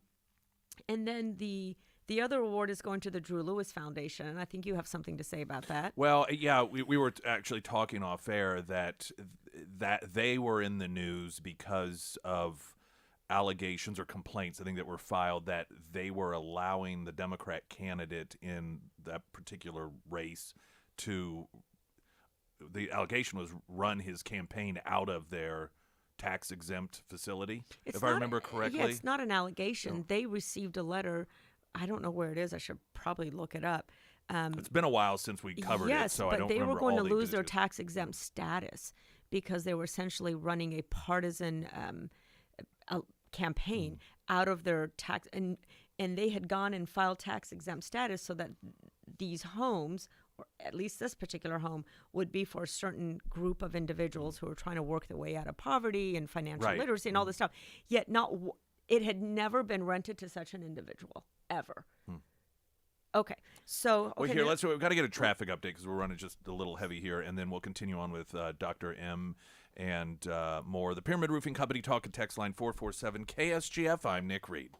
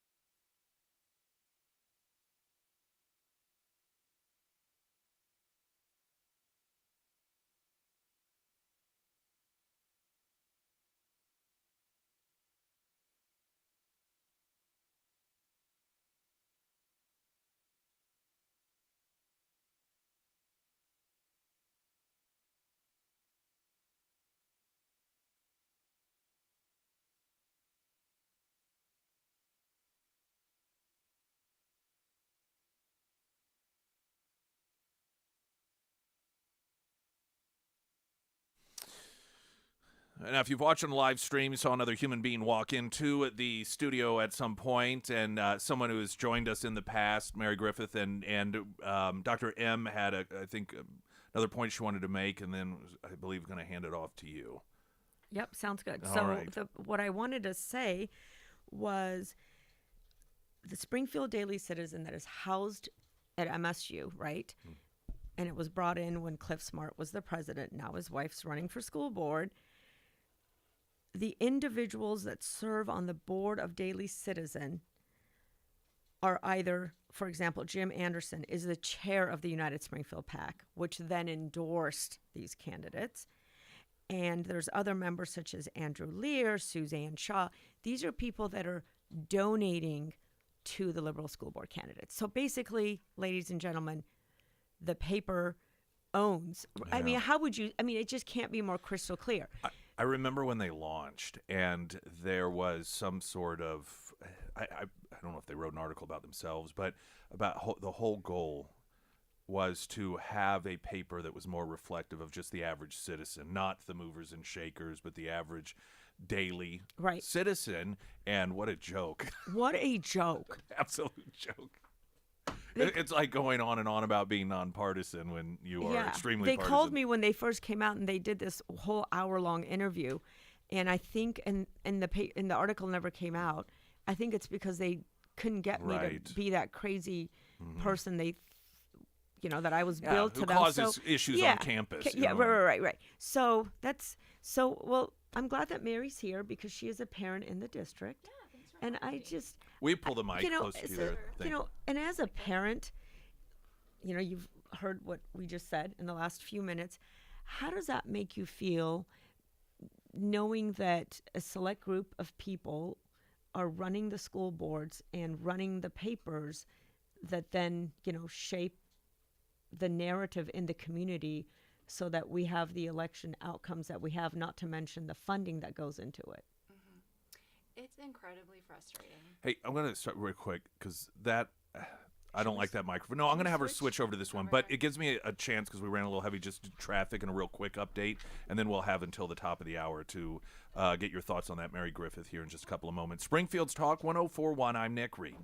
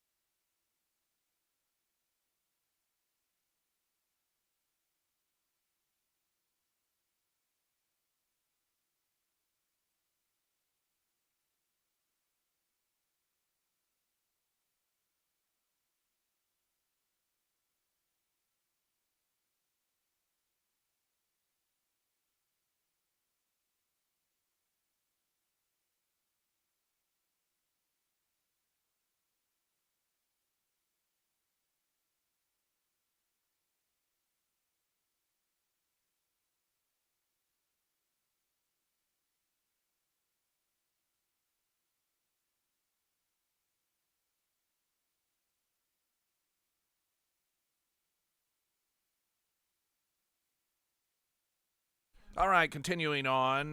This morning we've been talking with Dr. M and now Mary Griffith in studio, Back on Track, an organization we've talked about. And I interrupted you so we could switch you to another microphone and continue on if you would, please. Sure. Yes, I'm from Back on Track. We are a local organization. We started here in Springfield. We are 100% volunteer-based, and we focus on local elections. So anybody who's interested in getting involved with local elections, please reach out to us. Our website is backontrackamericapac.com. You can find us on Facebook at Back on Track Pac. And we have a lot of videos and our voter guide and flyers and things there if you'd like to share on Facebook to kind of encourage your friends to vote in this election. We're really trying to get people to vote in this school board election. It's so important. But listening about the United Springfield PAC, what Dr. Merriam was mentioning earlier, it is very frustrating as a Springfield public school parent, where I've seen our oldest daughter is 21, our youngest is still in Springfield schools. We have three girls. 2 have graduated, 1's still in school. I've seen the decline over the years. It's frustrating to watch. We started in Springfield schools in 2009. It just seems to have gone downhill. I do believe Chromebooks probably is a pretty big contributor to that. But with United Springfield PAC, there's a lot of people, I'm sure they are well-meaning. They seem very out of touch with what's happening in the schools, but they're very well-funded and they have a lot of influence. And so they just continue to push forward with this unity narrative that really does not lead to academic excellence. And that is something that we really focus on with Back on Track. It's just we want our public schools to thrive. We want children to get solid educations.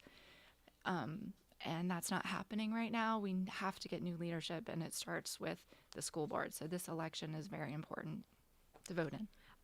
You know what, you're just so kind and nice, and I used to think that. The well-meaning? Yeah, I don't think, in their minds, they're well-meaning, right? They're trying to save the world.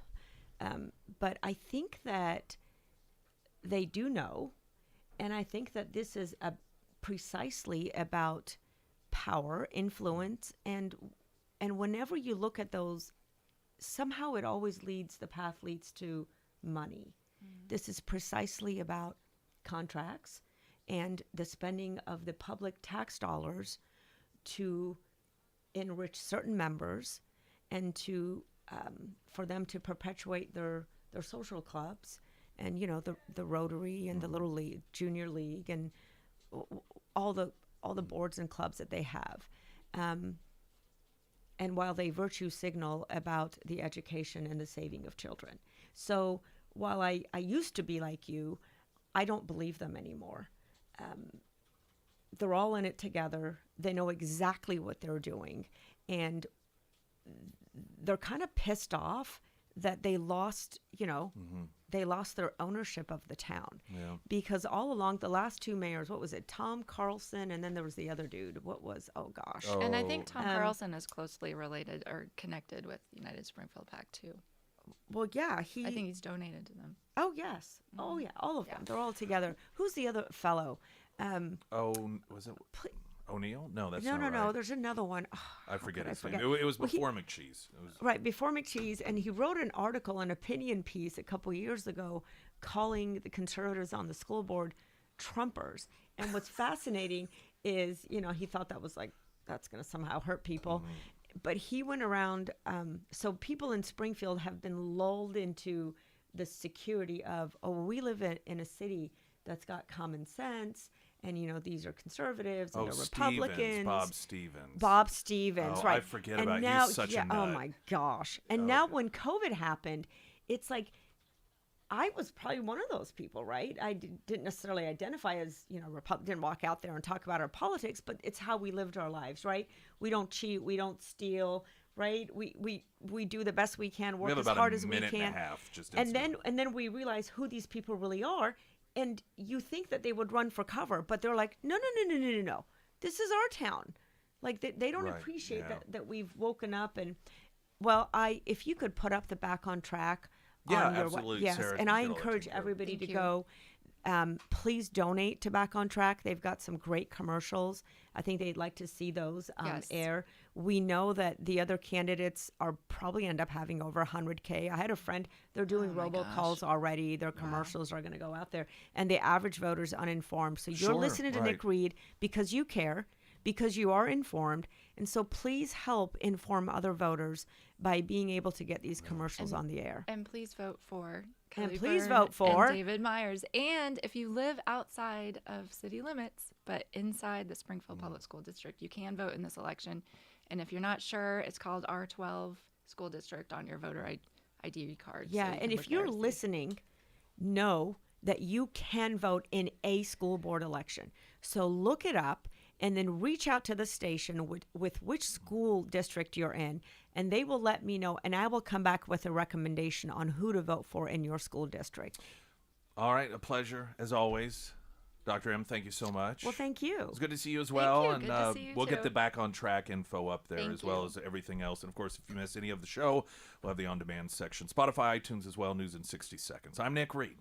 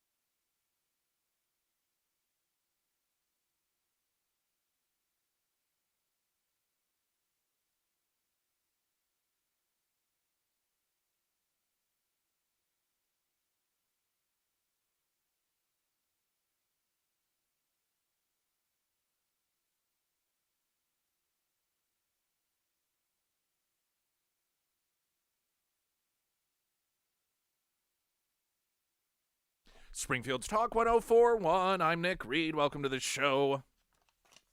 Got a text message in. Curious, why does the newscaster always refer to President Trump as Mr. Trump? Now, I'm not sure. I'm guessing that must have just happened in a newscast and I did not hear it. I don't know whether the answer that I'm going to give is consistent with the way that the news story ran. But once upon a time, it was explained, I don't even know how I heard this or when, but it was a long time ago, that it is customary in media when you are either reporting with audio or writing up a story that the first mention of the president in whatever the story is or string of stories is President Trump. Yes. But then after that, it's only... You can refer to him as Trump or Mr. Trump. Yeah, and yes. I have no idea. I've heard that too. Yeah, and I have no idea why. I mean, I heard that ages and ages and ages ago because, it's a legitimate question, particularly when you're talking about media that is so anti-Trump usually. Now, Town Hall, SRN, which we carry, isn't, in my assessment, they're about the fairest that's out there. It's one of the reasons that we chose them and decided to make the change a year and a half ago or however far back, because my assessment of their news over time was that they're just much, much more fair. So I don't think that there's an anti-Trump bias there. Some people may disagree with me. That's just my assessment. But it's a legitimate question given that the media hates Trump, generally speaking, and one could easily see it as a way to deny he's actually the president, the not my take president. a dig at him. Yeah, but it was forever and a day ago that it was explained to me, or I read it somewhere, that is how and why that's done that way. And I don't know where that came from, if that's some sort of official journalism just accepted practice, but that's how I've always understood it to be. And I've noticed consistency with that at times. I'll hear a story and it will refer to President, whether it was Obama or Biden or Trump, and then subsequent to that, Mr. So there you go. I don't know whether it's true or not, but that's just what I've heard it too, so. We should be able to connect up with Congressman Burleson here in just a couple of moments. And man, we just had so much stuff today. The first hour, a lot of coverage of, or a lot of discussion, just updating you on everything that with Trump over the weekend and the deportation of criminals and putting the Houthis on notice and winning a golf tournament all at the same time. Like, he's in the middle of winning a golf tournament in which he announced it's probably going to be his last.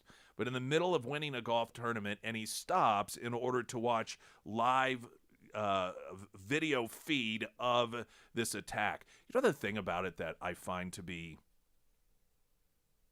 what's the word? Maybe different is just the term. How there's two approaches to demonstrating strength. And sometimes it is like really showing off the strength, right?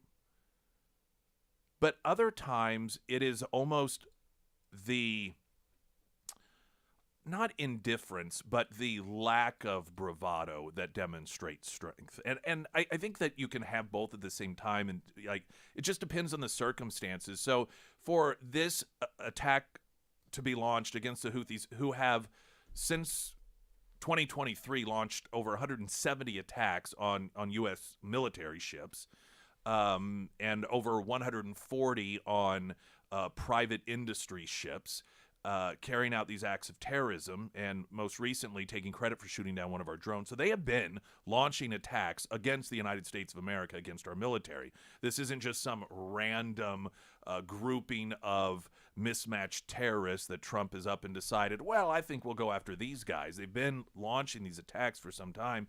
It's just the previous administration did nothing of it and allowed them to feel as if they could continue to take us on. And so instead of Trump's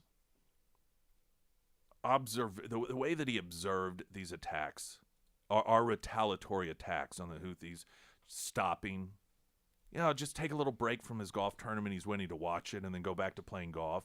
It's almost like they're in that.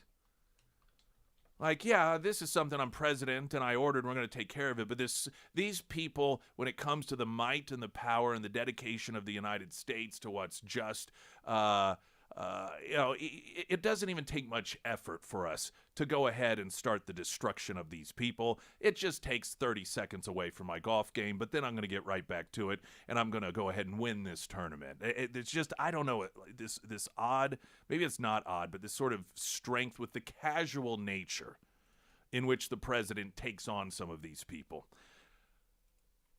We got traffic coming up, weather as well. Started off very cold this morning, going to end up being very spring-like. Right now, the latest news update.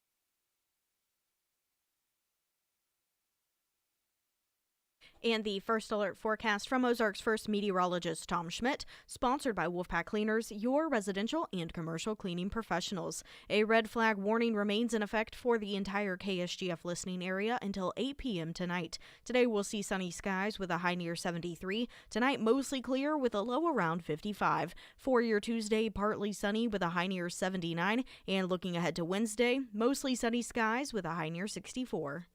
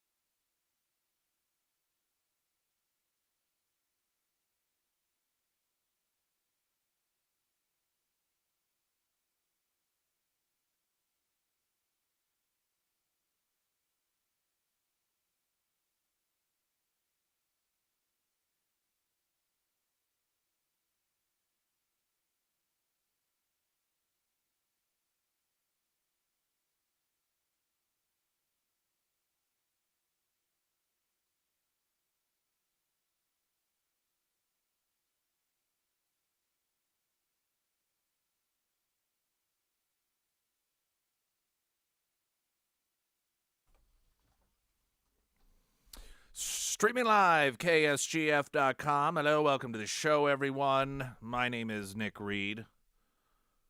Congressman Burleson joins us this morning. The first question I do have is, why is it that you won't hold an event for left-wingers to show up and scream and yell at you? Thanks, Nick. I mean, come on. What's the matter with you? Don't want to get hit with a paint tray again? Yeah, Sarah says every time that she would hear these stories about how Congressman Burleson won't have town hall meetings, she just remembers the time that somebody assaulted you with a paint tray at Menards. I'll tell you, there's a part of me that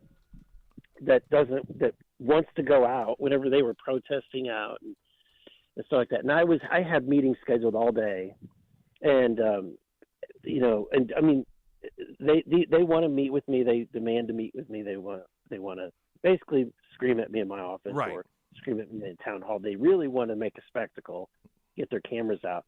But there was a part of me that thought, you know what, I'm ready to go throw down, have the discussion, answer their questions, all of that.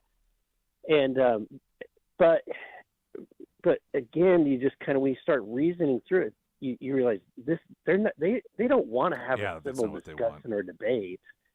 They're going to basically try to create a scene in some way. Well, and even if they get you to pause, like the question is, like, if they throw something at you, and I've been at these where you have people screaming at you. I've been at the podium when I went to go to support Trump.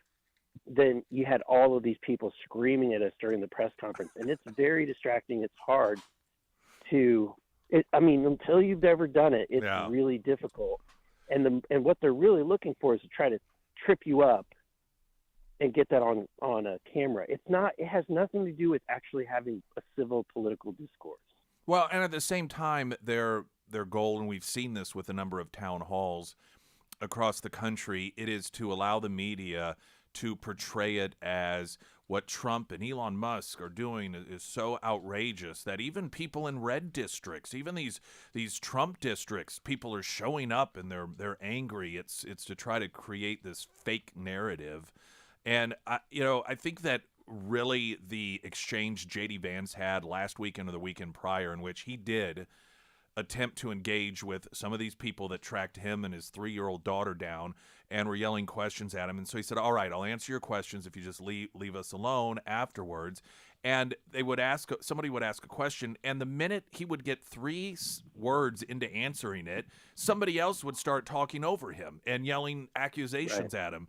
And so, to your point, they have no real interest in being heard other than just screaming and, like you said, creating a spectacle. And the news leaders giving them what they want to some degree, and that is attention for the screaming toddlers. And to give people some insight into this, there are political schools that teach people how to do this, how to go to a meeting and how to coordinate with each other. I have seen and heard, got a little bit of a glimpse of it. What somebody was telling me, how on the right, they went to one of these schools and then learned how to take down somebody in a town hall forum style. And they did it to Lindsey Graham in Iowa. And they were bragging about how they basically ended Lindsey Graham's short political career for president right then and there in that room. Yeah. And so it's not, and I don't think that was, I didn't join them.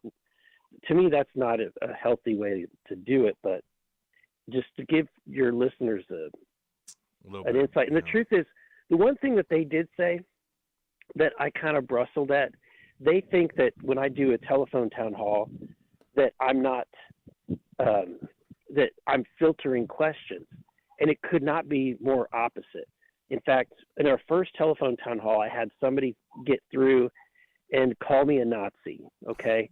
What, you didn't approve that? and so my staff afterwards said, "Oh, we're sorry. We should have caught that," or that. And I said, "No. I want that. Yeah. I don't want us to filter that."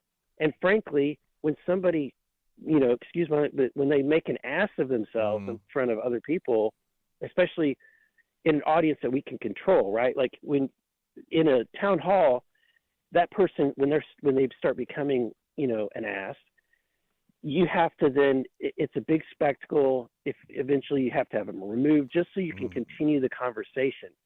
In a virtual town hall, you can press a button and continue the conversation and let other people talk. And so that's why it has nothing to do with avoiding difficult questions. And so we actually sent out, I told my staff, go out there when the protesters come, go out there and ask them, what questions do you want us to answer? Because I want to bring those first up on my town hall questions, and as to make to demonstrate to them that I'm not afraid of answering any difficult questions. What sort of questions did you get, or has that been done yet? The gathering. We have. I haven't read them yet, but I'm told that they're pretty good. I bet. I'd like to get your thoughts. This continuing resolution situation. I don't think we've spoken since this has gone through. It's been somewhat entertaining to watch the Democrats in the position that Republicans tend to find themselves in, and that is the continuing resolution threat of a government shutdown being used to get Republicans to comply. And instead, this time around, apparently the concern that Chuck Schumer had of being blamed for government shutdown was enough for him to back down. And I mean, the Democrats are going apoplectic over this. They are pulling their hair out. They're openly talking about having Ocasio-Cortez challenge him in a primary when he's up for re-election in 4 years. There is somewhat of an entertainment factor here, but at the same time, it once again demonstrates that there's no one really in control of that party. And to me, it seems as if it's inevitable the nut jobs, the real nut jobs, are going to control it, because if anything, the old guard, if you will, those that, like the Chuck Schumers, Nancy Pelosi's, who seem to have some ability to control their emotions when necessary for their cause, they're dying off, literally. I mean, these are people that before too long will cease to exist, and all of the younger folks are just complete nut jobs. So just your thoughts overall, the continuing resolution, what that means, and then the state of the Democrat Party.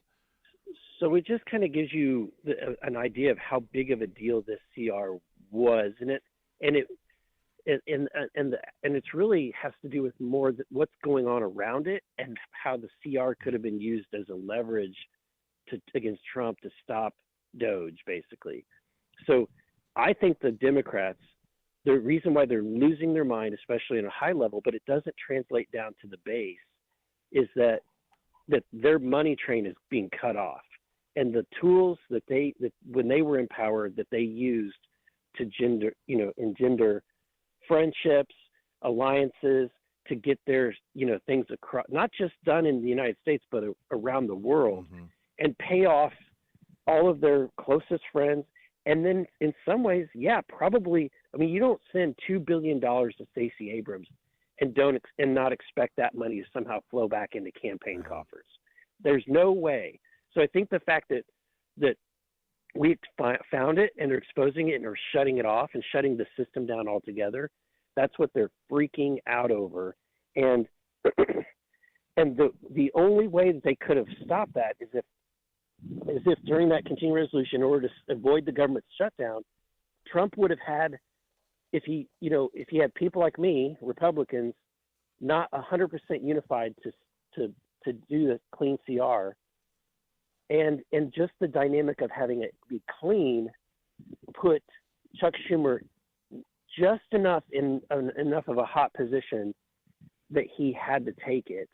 It was, I mean, you talk about threading the needle. That was the only way to get through this without stopping Doge. And so I'm glad that we got through it. I'm never going to be proud of a vote to do a continuing resolution, but I think that you can see the evidence that it was the right decision.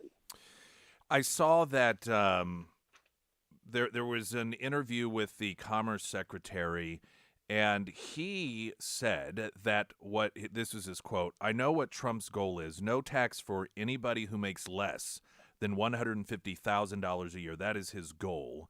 and that encompasses 93% of Americans. And this is all part of the conversation of tariffs and revenue that comes from that. The left loves to claim that Trump is just wanting to give tax cuts to the rich. Having a plan or a goal, at least, where the people who get them make under $150,000 a year, I think should, to some degree, really put a stop to that, or at least convince people that, that isn't true. I know that there is this goal also when it comes to tax cuts, making sure that they are offset by spending cuts as well. And this is I guess, where we are now. This is the World Series, if you will, where this is the fight. This is the real battle. So lay it out for us. What are we looking at? How do you feel about it?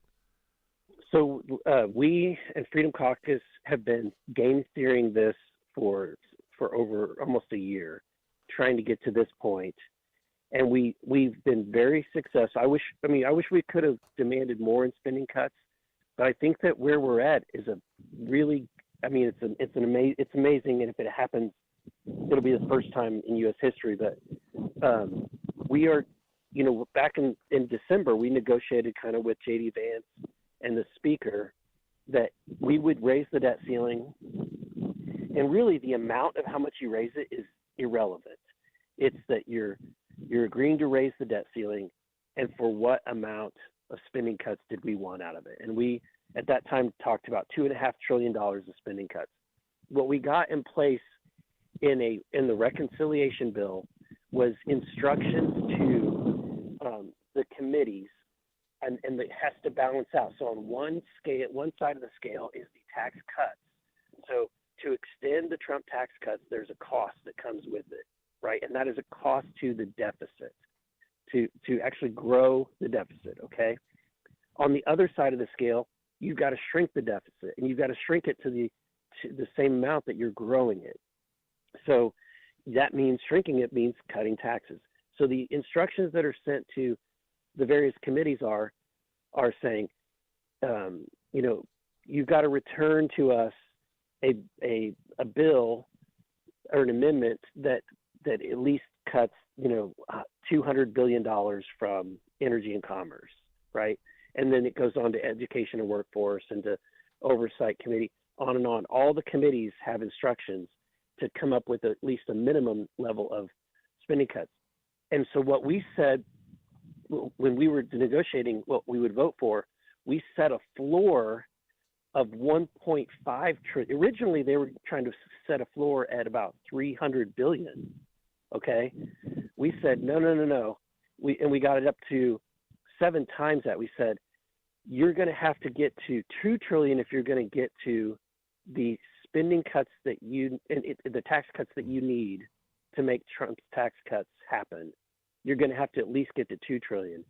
And then if you want more tax cuts, you're going to have to go and cut spending above the 2 trillion. If you have to go and find, for dollar, you got to get there. And so by setting that as the floor, that means that all the instructions, you can kind of figure out how this math would work.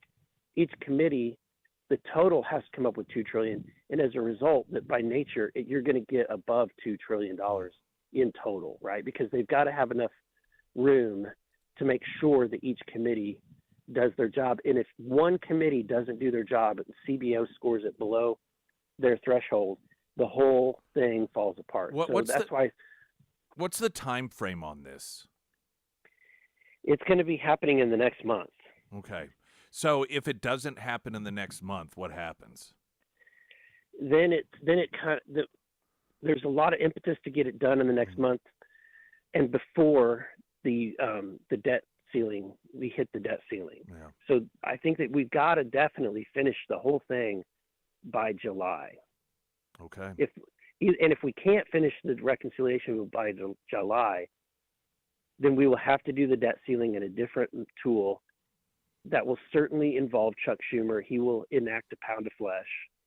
And then the other thing that will happen is any of the tax cuts that we would put into effect probably won't people won't feel the impact of them until after the next election. Got And it. so that's why we've got to get it done now. Congressman Burleson, as always, great pleasure. Appreciate your time this morning. Thank you. All right, have a great week. Happy St. Patrick's Day, by the way. Oh, he left already. He hung up on you. Oh, man. Rude. Can you believe that guy? I'm going to show up at a town hall meeting now. You're going to scream at him, huh? Congressman Burleson. No, we always appreciate having him. Yeah, I'm going to yell at him. I can't trust you to not hang up on me. When I'm wishing you a happy St. Patrick's Yeah. Day. What's he got against the Irish? That's what I want to know. You were at the parade. Yeah, I went on Saturday. It was an interesting experience. Well, let's talk about that coming up. Okay. The Springfield St. Patrick's Day Parade. Springfield's Talk 1041. I'm Nick Reed.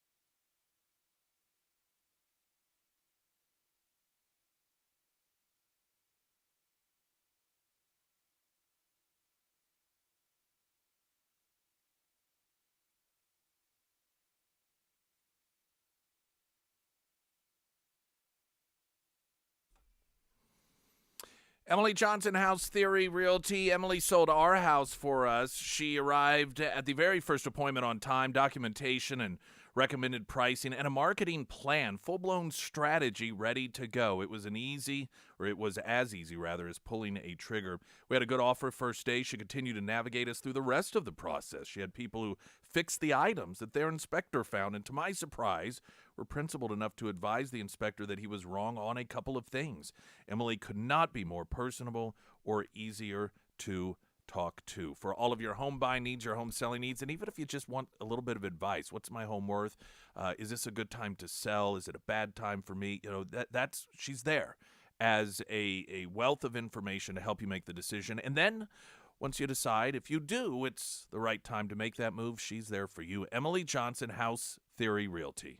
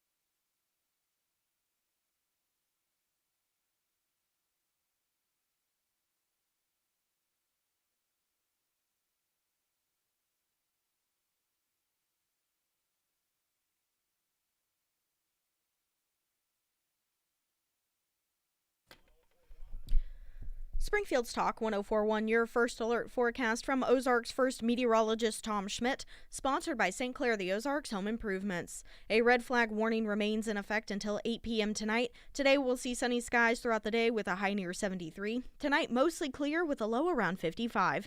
For your Tuesday, partly sunny with a high near 79. And on Wednesday, mostly sunny with a high near 64. Hey, I want to take time here before we talk about the St. Patrick's Day Parade. Welcome the Pinniger family to the KSGF family. A lot of you from, yes, very, very excited. We've been chatting with them for some time. I actually bought a vehicle from Pinniger several years ago. And so I was familiar with them as a customer. And they are, if you've been on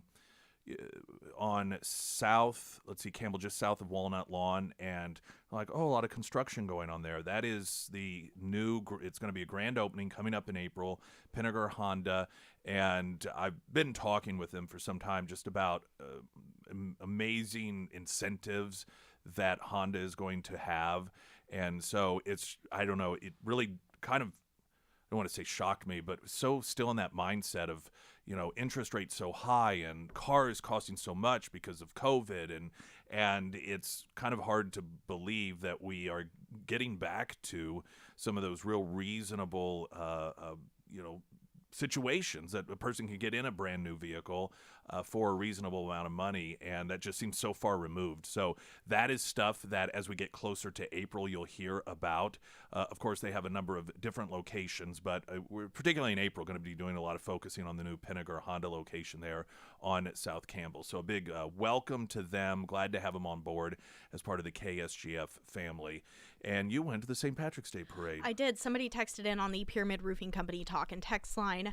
The St. Patrick's Day Parade was the biggest waste of my day ever, and I'm glad I'm not the only one who felt that way. So I took the little one. He's 2, so I thought, he'd probably really get into this. So let me set the stage here. First, Steve Pokin was the Grand Marshal of the parade, so that kind of tells you where this goes. I don't know. I just felt like it was very anti-kid. Now, I get it. Like, St. Patrick's Day is not necessarily, like, a big kid holiday. But they were throwing out more dog treats than they were candy. And I wonder why that was. I don't know. It was just... And there was, like... I mean, I know, I guess it's because people have pets, but I imagine... This would be unscientific, but did you get the feeling that there were more dogs there than kids? No. Okay. No. And then there was just like a couple different things that were actually like, they were a part of the parade that I was like, oh, wow. I get like, teenagers and adults might find this pretty cool, but they had I don't know what you would call it, like a horror circus. And they were all, like, dressed up scary, like, had, like, fake blood on them. And they were, like, actively going around, like, scaring the kid, like, jumping up at them in the area that I was standing in. And so I was like, okay, I don't like that. And then just... There was quite a few transgenders that were also in the parade. Of course, they've got to take this from the Irish, I guess. Was St. Patrick a transgender? I don't think so. So, anyways, it was just... got to be the center of everybody's attention. It was just interesting. I haven't been to a Springfield parade in a very long time, and so I thought, either. I'm going to do it. It'll be fun. Little guy, he'll probably really like it. But it was just a very interesting experience. I have not been to a St. Patrick's Day parade maybe since I was a kid, and it all seemed pretty simple back then.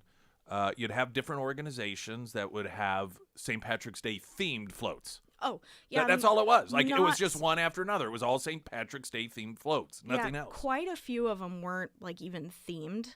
Yeah, it was interesting. And it also started like, I don't know. Let me say this. I was kind of halfway in between where it started and where it finished. And so by the time the parade got down to us, it was like 45 minutes late. So, and I get it, it starts, and it starts and stops. Who puts this parade on? That's a very good question. Yeah, I don't know. Wonder who puts it on, because obviously you would think that with a St. Patrick's Day... Again, I didn't see it. I'm going based off of what I've heard. I'm not lying here. Well, I know. But you would think that there would be some sort of standard, and it would be, you have to be themed like Irish, Ireland, St. Patrick's Day. It has to fit the theme of the day in the parade, and to have apparently some of these floats that had no connection whatsoever. Like you could, if you were to see the float and say, what sort of parade are they in? And you don't have any idea. To me, I don't know. It just seems like you would have some sort of bare minimum standard. Yeah, it was. So it was But just. hey, It was just interesting. I guess if I cared, you could always say, well, then why don't you run it? So, hey. Maybe we'll be in it next year. By golly. Well, and if so, we'll be some random theme. Have nothing to do with St. Patrick's Day. No, That's I'm kidding. right. We'd St. Patrick's Day it up. Yeah, we throw candy and coasters and whatever. Just green things. Yeah, just Green random things. Maybe we could throw shamrock shakes. That'd be awesome. There was somebody throwing out Taco Bell tacos. What? Yeah. Like literally throwing them? Yes. How are they not falling apart? They were like crunchy tacos. So Well, they were like literally like boomeranging them out to people. But how do the ingredients not fall out? I don't know. I didn't catch one. All right. Well, I may have to go next year just to solve some of these mysteries. Coming up, Marco Rubio yesterday was on with Margaret Brennan, and this is CBS's Face the Nation, and once again demonstrates that these people Trump has selected to be in these positions not only do a fantastic job of executing their jobs, Secretary of State, of course, Marco Rubio, but are just absolutely fantastic when dealing with this media that has this just hyper focus on whatever can make Trump look bad, and this anti-American Hamas promoter that had a visa over here in the United States. And so the Trump administration was like, well, let's get that person out of here, which is absolutely 100% legal. But all of the sudden we found that the left is once again for freedom of speech. Now, it has to be anti-Semitic speech, apparently. And so here he was on Face the Nation dealing with that perspective from the host. We'll play that audio next. I'm Nick Reed.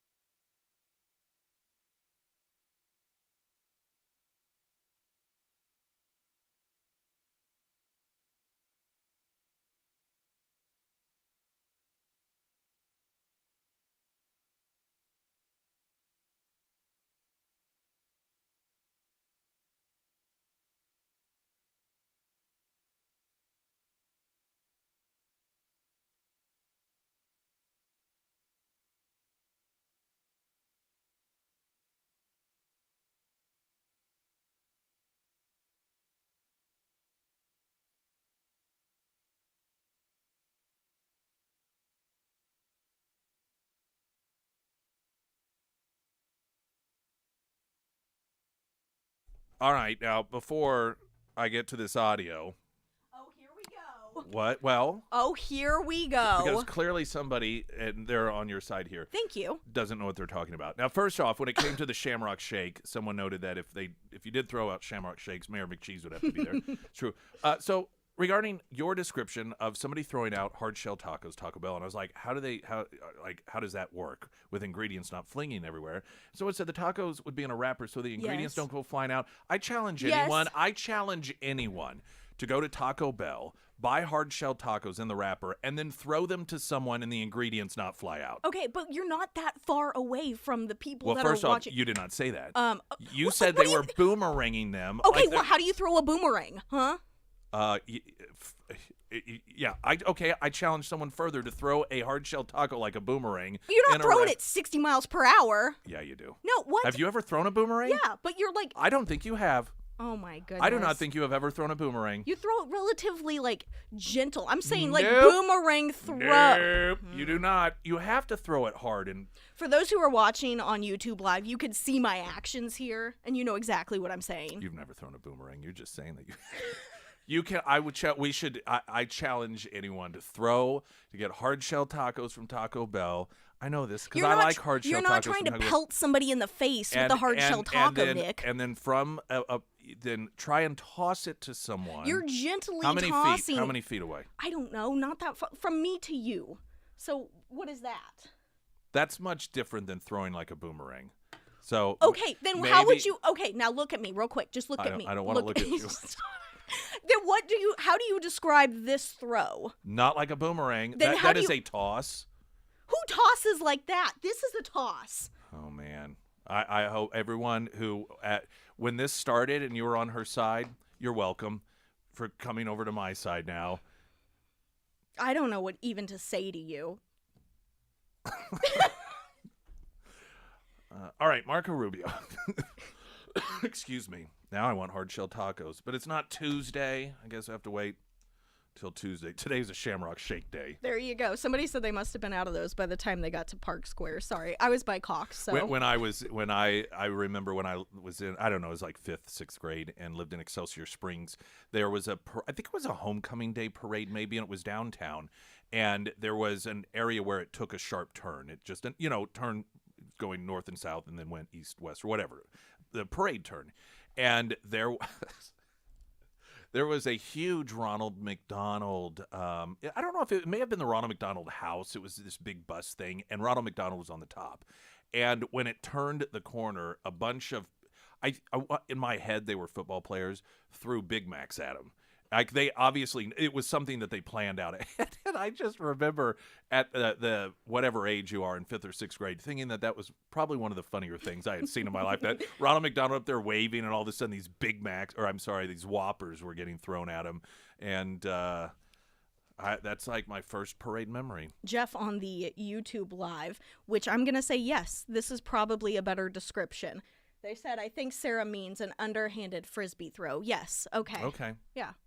I guess that's a better description. I don't know. I just figured you threw a boomerang like that. Look at Jeff bringing us together. Thank you, Jeff. Thank you for unifying. See, he's like, at least Jeff knew what I was saying. He's like Trump and you're Putin and I'm Zelensky, or vice versa, whichever. All right, now we got to take a break again because we just yammered on about that. But the Marco Rubio audio coming, because it's great audio, coming up next. I'm Nick Reed.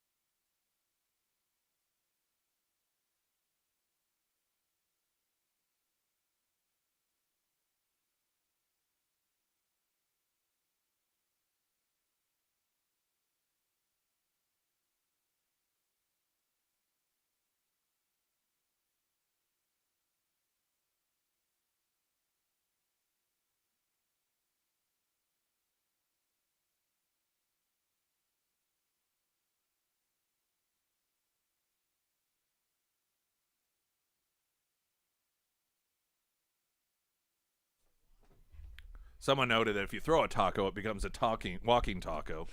And another saying that we need to just do an experiment, get 10 hard-shelled tacos. But I'd feel like we were wasting tacos. Unless you're right, and then I catch it, and it's like, look at this perfectly held together taco. Okay, well, we only need to buy one because I'm going to show you exactly how they did it, and then I'll be right. And I'll throw one like a boomerang. Okay, that's how I threw a boomerang before. It was just like that. Did it come back to you? It did. Yeah, I threw it like relative. I'm not. Okay, now we're gonna get tacos and a boomerang. All right, Marco Rubio was on with CBS's Face the Nation, and the Democrats' latest hyper-focus is on this pro-Hamas promoter that came over to the United States with a visa, and the Trump administration, in its effort to diminish the left-wing anti-Semitism on college campuses, have said, hey, listen, free speech is one thing, but if you are, promoting Hamas, then we have every legal right to revoke your visa. And so that's what he did. Now, all of a sudden, the Democrats have found, after years of suppressing free speech on social media, have found speech that they want to defend, and that is pro-terrorist speech. And Marco Rubio had this discussion with Brennan on the CBS Face the Nation.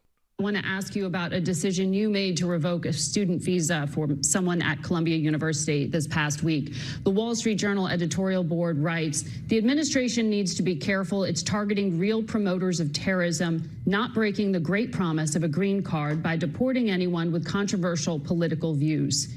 Can you substantiate any form of material support for terrorism, specifically to Hamas, from this Columbia student, or was it simply that he was espousing a controversial political point of view?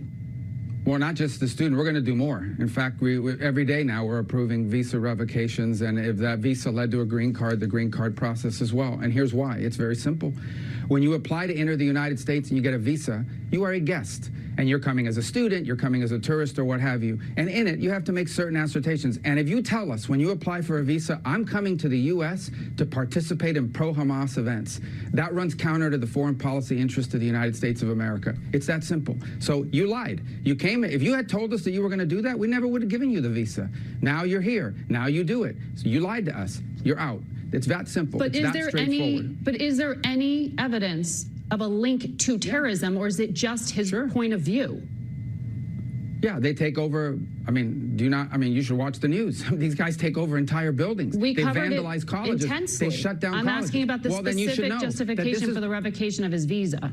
Was there any evidence of material support for terrorism? Was the negotiator negotiating on behalf of people that took over a campus, that vandalized buildings? Negotiating over what? That's a crime in and of itself, that they're involved in being the negotiator, the spokesperson, this, that, the other. We don't want it. We don't need these people in our country. We never should have allowed them in the first place. If he had told us, I'm going over there, and I'm going over there to become the spokesperson and one of the leaders of a movement that's going to turn one of your allegedly elite colleges upside down, people can't even go to school, library buildings being vandalized, we never would have let him in. We never would have let him in to begin with. And now that he's doing it and he's here, he's going to leave, and so are others, and we're going to keep doing it. And by the way, I find it ironic that a lot of these people out there defending the First Amendment alleged free speech rights of these Hamas sympathizers, they had no problem, pressuring social media to censor American political speech. So I think it's ironic and hypocritical. But the bottom line is this. If you are in this country to promote Hamas, to promote terrorist organizations, to participate in vandalism, to participate in acts of rebellion and riots on campus, we never would have let you in if we had known that. And now that we know it, is it only pro-Palestinian people who are going to have their visas revoked, or are other points of view as well? No, I think anybody who's here in favor. Look, we want to get rid of Tren de Agua gang members. They're terrorists too. The president designated them, asked me to designate, and I did, as a terrorist organization. We want to get rid of them as well. We don't want terrorists in America. I don't know how hard that is to understand. We don't want people in our country that are going to be committing crimes and undermining our national security or the public safety. It's that simple. Especially people that are here as guests. That is what a visa is. I don't know where we've gotten it in our head that a visa is some sort of birthright. It is not. It is a visitor into our country. And if you violate the terms of your visitation, you are going to leave. Okay. Rubio, again, I believe most people left, right, in the middle, Democrat, Republican, that understand common sense, understand exactly what he's saying. Glenn Beck's coming up next. Talk with you tomorrow. I'm Nick Reed.